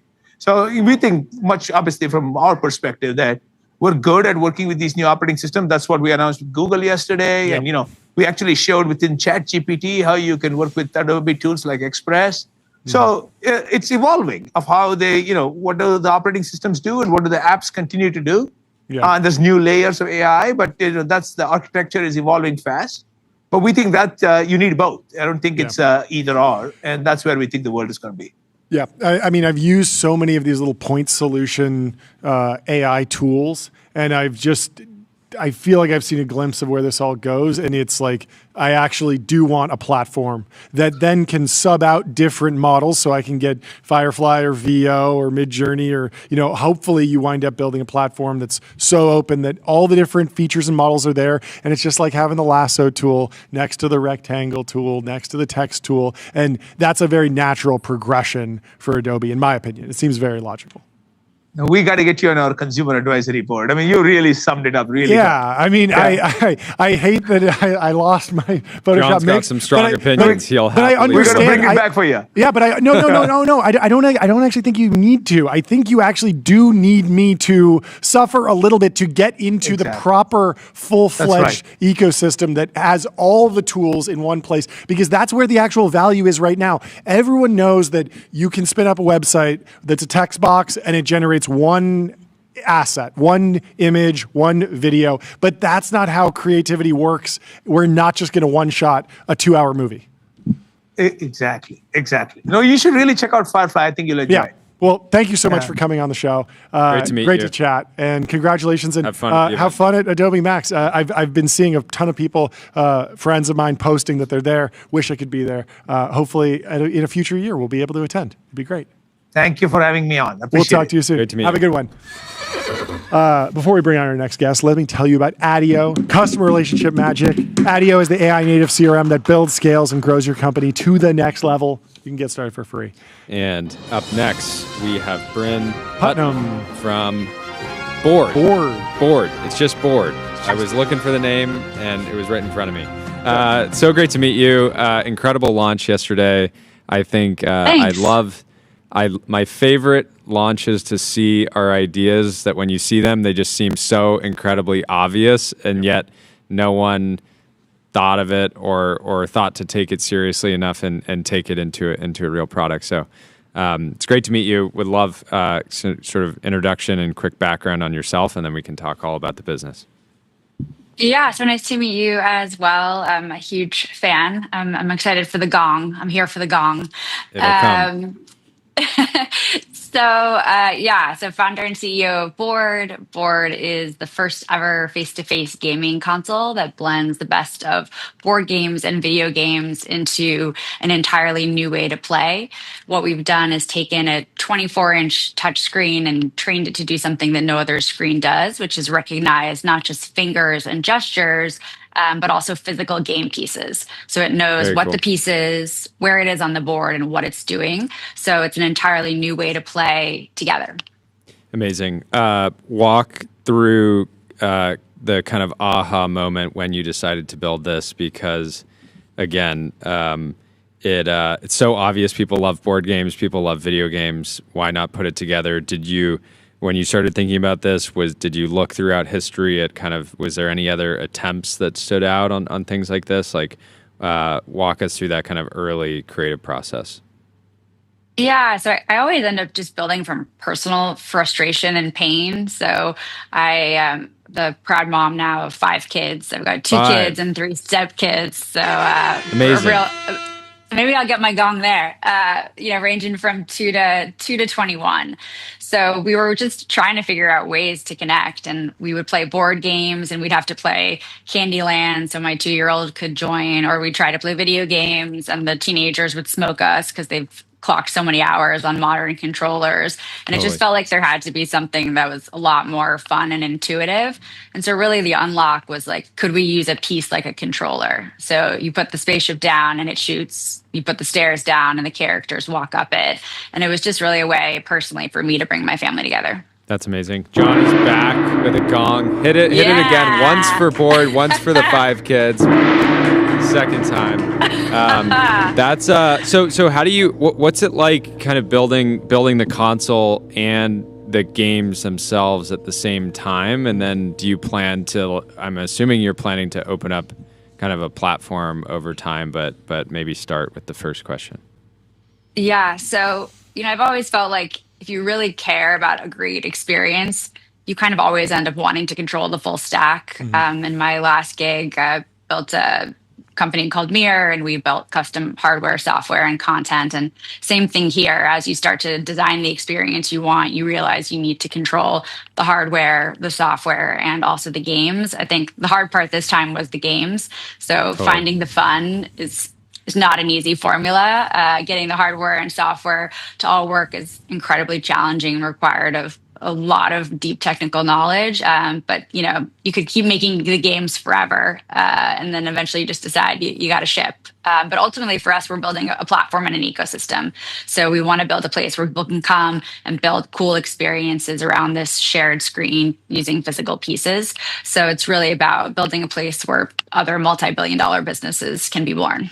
This is one of the greatest second company serial entrepreneur stories, because I don't want to simplify it, but it's like Mirror was like a big screen on a wall, and now it's a big screen on a on a table. A lot of there has to be so many it's also so many hardware companies just don't make it, so there is no second companies because the founder gets so burnt out that they're like, I'm not doing that again. Real. Yeah, that's for sure real. But yeah, I guess like, how do you think about? I feel like part of the success with board is like there will be a specific game that ultimately drives. I imagine it'll be somewhat of a power law. Video games are very power law driven, so it's like I'm sure you have confidence in the first game, but it's possible that it'll take a little bit or a while to have like the hit that makes the product go totally mainstream. So it's like, how do you balance that? Needing like the games being like a hits business, right? There's been a bunch of board games and there's one monopoly, right? Totally. I mean, we think about it really as our job is to show off what's possible with this new technology. So our job is to show the breadth of the portfolio. So we've got quick arcade hits to deep 3D spatial strategy games, and really a lot of incredible physical digital interactions. And we think that the great game is probably going to come from someone we don't know yet. So really our job is to just let 1,000 flowers bloom and then see what happens. But we feel confident that with this first set of 12 launch games, we're kind of showing what's possible with this new way of playing. And we're really excited just to get people building on board. Do you think that there are it's exciting to see where the V2 of the technology, where you can do unique games that take advantage of this hardware specifically, understanding that the pieces touch the screen and they're identifiable. But is there also some value just to being like I've played Settlers of Catan on an iPad? Like, it is a good experience just because it's a good game. And so is there a world where you want to, on day one, take advantage of a particular app store or catalog that's already there? Even if you're not taking a big cut, you're just kind of bootstrapping the experience so that people are like, oh, well, I didn't like that game, but it's a 24-inch iPad and I was able to use, the game that I liked on day one. Yeah, I mean, this was like the big debate, right? New and native or porting IPs. And we made the less safe choice, I would say, to go new and native because we felt we were doing something really novel and we had a really novel technology and we needed games that fit the tech. So, you know, the Wii Remote unlocked Wii Sports and Swipe on mobile unlocked Angry Birds, and we felt like we have a similar technology. But I think there's definitely a future where characters or IP that you're familiar with come alive in a new and native way on board. We've had a lot of exciting outreach from Yeah, I mean, toy even in the companies last and 24 entertainment hours. brands. Yeah, so it's been quite a 24 hours of inbounds on social for us. Not every day you get a Mick Jagger posting about your product within the first 24 hours. So it's been incredible. fun. That's amazing. Well, I also just bought one live here on the air. You can check Shopify. I love Shop Pay. I'm on the website. It's for sale. You're shipping these already? Is that correct, or is it? I didn't even check. So. Yeah, we started shipping the. Yeah, it'll arrive in 2030. Jordy. Okay. 2035, right around AGI is when you're going to get it. No. We ship the week of 11/10, so shipping in a week or two. Oh wow! Okay, how did you plan around supply? This feels like this could be the holiday gift of the season if you have the supply. How do you plan around? How have you been planning around inventory? Yeah, so one of the nice things about it being kind of the second go around is we're working with a tier 1 CM out of Thailand who has a lot of experience with display products. And so they're really adept at being able to scale inventory quickly as we start to get demand signals. But it's definitely going to be a busy holiday for all of us. Yeah, it's crazy. John, can we get a gong for Mick Jagger? Kevin, one of the designers, asked for it. Gong for Mick Jagger.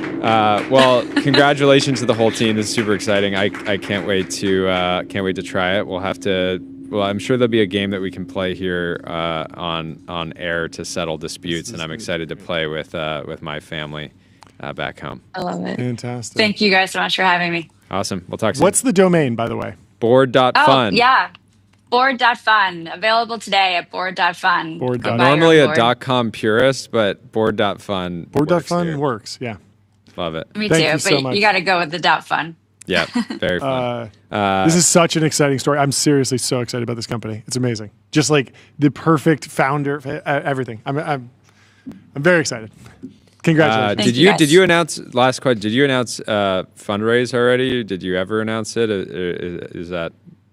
We haven't yet. So we raised $15 million in funding. We were lucky to have founders funds we've worked with before, Lair, Box, and then some first round, and then some new folks, Adjacent, Patron, Metrodora, SV Angel, join. So now kicking off our Series A now.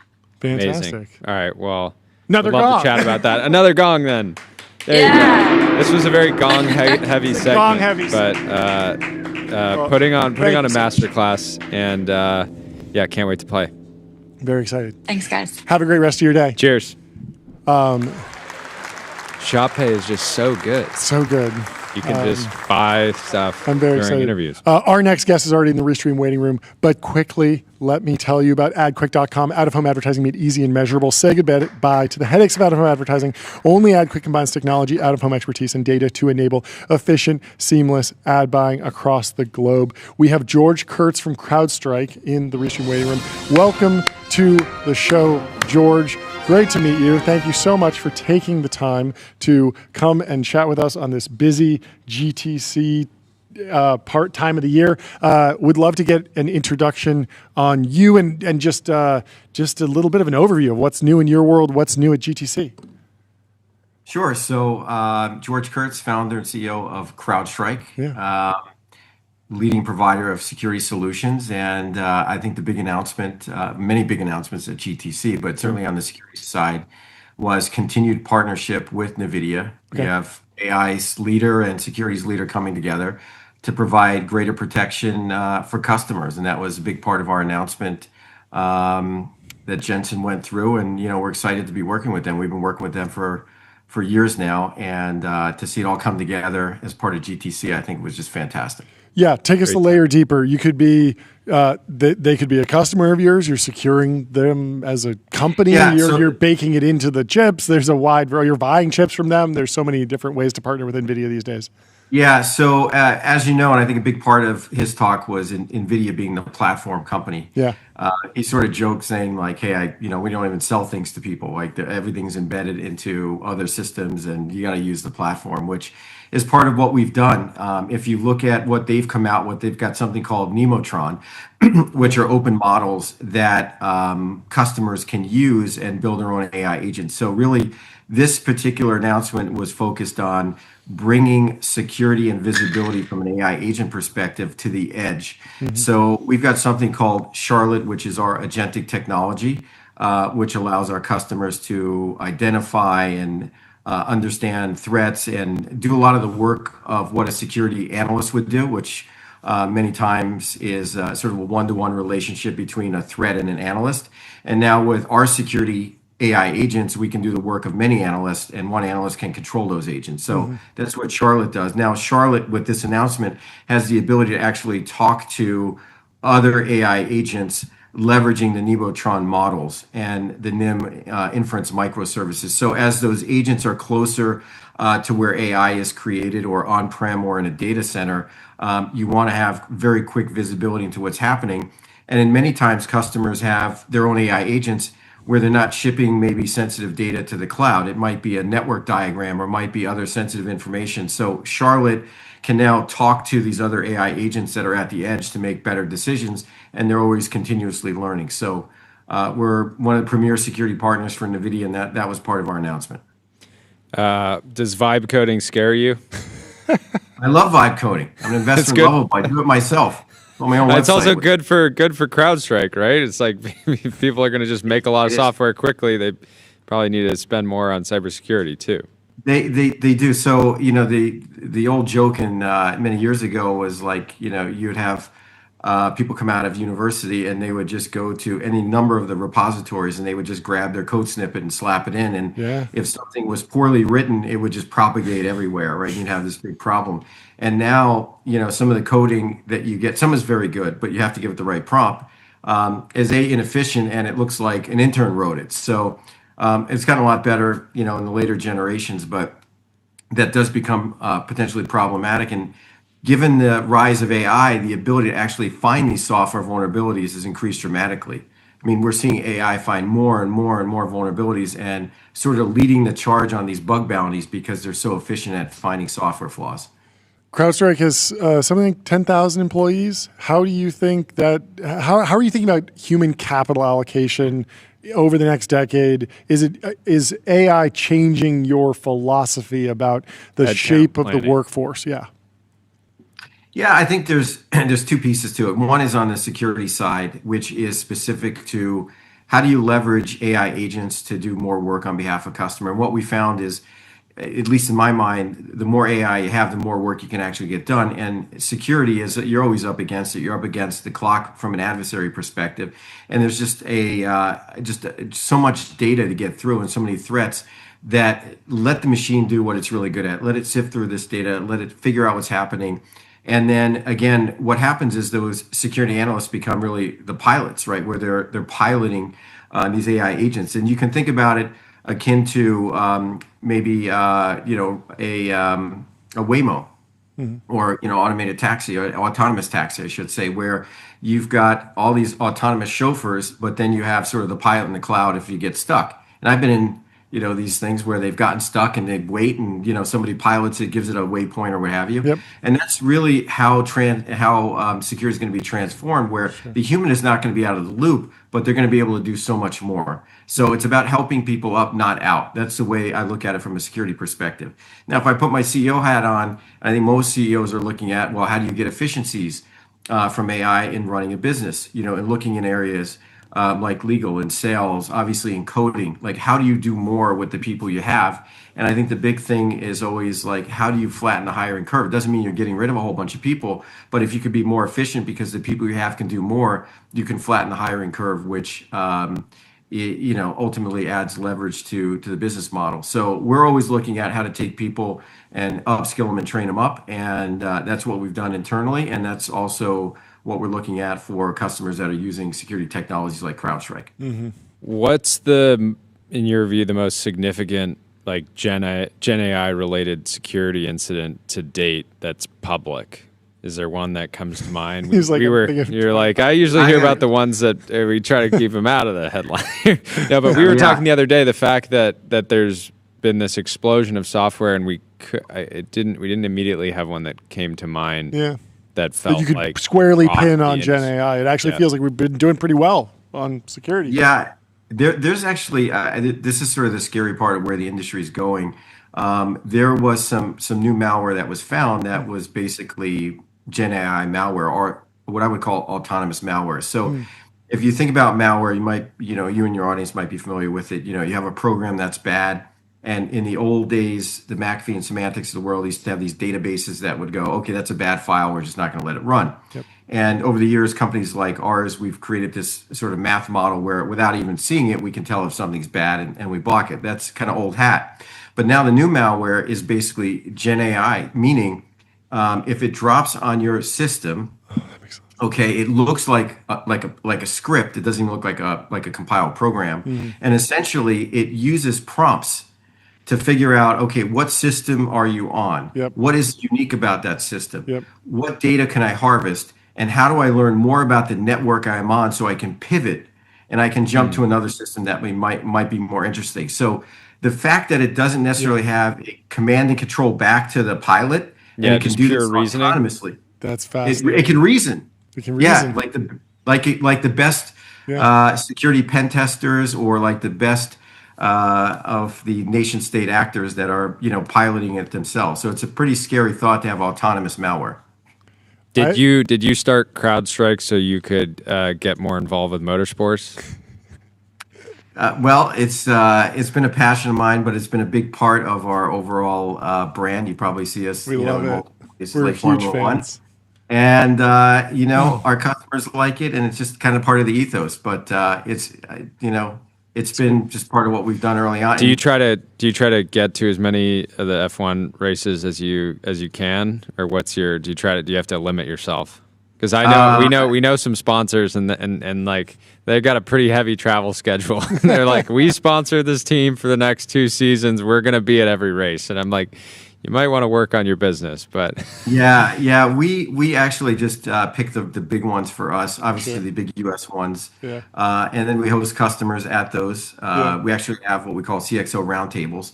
So we combine security and the technology of motor racing, and it's a passion. Security is a mission for a lot of people at CrowdStrike and a lot of our customers. I mean, we can be doing lots of things, but we love the fight against the bad guys. And to bring those people together to talk about the technology and the speed of cybersecurity and the risk management of cybersecurity, there's a lot of analogs into motor racing. It's speed, it's technology, it's data, it's risk-taking or managing risk. And it's been a big part of, I think, just our brand. It's incredible. Fantastic. Well, we'll hopefully run into you in Vegas for F1. Looking forward to that. If you're going to be there, let's coordinate. We'll give you a whole tour of the Mercedes paddock and the garage. We'll go have some fun. That'd be fantastic. Next time there's a massive public security incident in Gen AI, we're going to give you a ring and we'll get you back on and have you break it down. But thank you for coming on, and congrats on all the progress, and thanks for keeping us safe out there. You got it. Thanks, guys. Awesome. We'll talk soon. Great to hang, George. Have a good one. Bye. We should have done more time with him. I love CrowdStrike because every time I get nerd sniped by CrowdStrike reports like all the time. Whenever there's like when SolarWinds happened, like CrowdStrike tells the story of it, and they're always gripping, and they do a ton of good work out there. So thank you to everyone at CrowdStrike, to all 10,000 plus employees, and thank you to 8sleep, 8sleep.com. Get a Pod 5 Ultra. Get a 5-year warranty, 30-night risk-free trial. I also ran, thank you to Bezel. Of course. Bezel Concierge is available to source you any watch on the planet. Seriously, any watch. I ran off screen for a second and caught Bryan on the way out, and he was saying like, I told him like, I've been a little less healthy the last year running the show than historically. And he's like, I've heard some of your 8sleep updates. Sleep scores. You heard your 8sleep. Been hearing my sleep scores. Brutal. Well, I got a 90 last night, so I'm you back did? in the game. I completely lost my phone. I don't know. This is an issue. Do we have any more timeline? Meta Meta is reporting earnings, I believe, right now, or they already did. Meta stock sinks after tax hit weighs on earnings. What? They're down like 9%. Wait, what? Wait, is that good? Wait, who's down 9%? Meta. Meta? Why? Missed earnings. They missed earnings? Oh, no. Microsoft sinks on beat. Meta crashes 6% on EPS miss. Is it good that Microsoft is sinking on a beat? Is it over? Is it over? No. It's not over for me. I got a 94. How'd you do? I got a 90. You got a 90? I beat you. 7 hours, 9 minutes. Let's go. I'm sleeping well, and that's all that matters. There's also a bombshell guest essay in the New York Times about OpenAI. One of the senior researchers who led product safety at OpenAI is taking shots at their messaging around erotic content. They have some data around how many people use AI or use ChatGPT in this erotic fashion. That's going to be a bigger story for sure. This is definitely going to grow. But hopefully there's guardrails. Hopefully there's more clear messaging on the actual transparency reports and the boundaries of how these apps get used. I realized that I don't know if I've actually age verified with OpenAI. Like, I don't know if I've ever actually scanned my ID. And I mean, like, maybe this is a bull case for WorldCoin or something, but I feel like I have a moral duty to upload my ID to ChatGPT. Because I care about. We keep it pretty PG. I don't want them releasing any of those adult features on your account. Instance. Yes, but I want them to be able to clearly understand what an adult person is versus an underage person, and so it's important that they have a really strong data set of adults versus people who haven't age verified, so they can classify the users effectively. What do you think, Tyler? I actually have uploaded my ID to OpenAI. There's a bunch of like your real ID. Yes, obviously I don't have any other kinds of IDs. IDs. Like ChatGPT operator agent mode. Buy me a beer. Deliver a 6-pack to me. She's like, yes, Tyler. We're thinking. Contacting the Instacart API and buying you a 6-pack. But there are some products that you have to use the ID for. At least it's like the early version. So really, like the Agent Builder. Agent Builder, you have to ID verify. At least it was in the days following, like right when it came out. Sure. Your ID. I think I haven't heard anything about Agent Builder recently. What's going on over there? I have not used it either. You haven't been in building agents? I don't know. I mean, it's not like a. We should try. We should try to build We should try and build an agent that does something for TBPN. That buys beer. That buys beer for interns. Yes. Bobby Cosmic. Shout out to John for providing data to improve the system. Thank you. That's what it's all about. No, but seriously, if you want to keep the bad stuff out of the underage users, you gotta know who's of age and who's underage, and so you should be strongly in favor. People have said you have the mind of a child. Yeah, so. Bryan Johnson. He has. I think his biological age is like 19. I did a test on my brain and said I have the mind of a 5-year-old. Yeah. A lot of dinosaur questions, constantly running deep research reports on. I love that. I do love slapstick comedy. Nothing like a story of a leopard and a monkey falling off a boat and going splat. That's the pinnacle of comedy. Or just having the mind of a 5-year-old and being like, why are clouds? Exactly. And then running a deep research report. Yes. This is the key. You mean, this is the key to what are happiness, clouds? And you're this is the key. No, why? More news. Apparently, MasterCard is planning to acquire Zero Hash for nearly $2 billion. Zero Hash is a crypto infrastructure player. They've been at it quite a long time.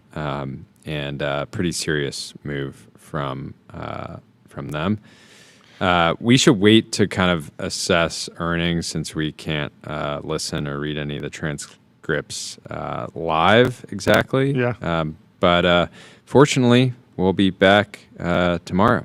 And John? In the meantime, find your happy place. Book a wander with inspiring views, hotel-grade amenities, dreamy beds, top-tier cleaning, and 24/7 concierge service. It's a vacation home, but better, folks.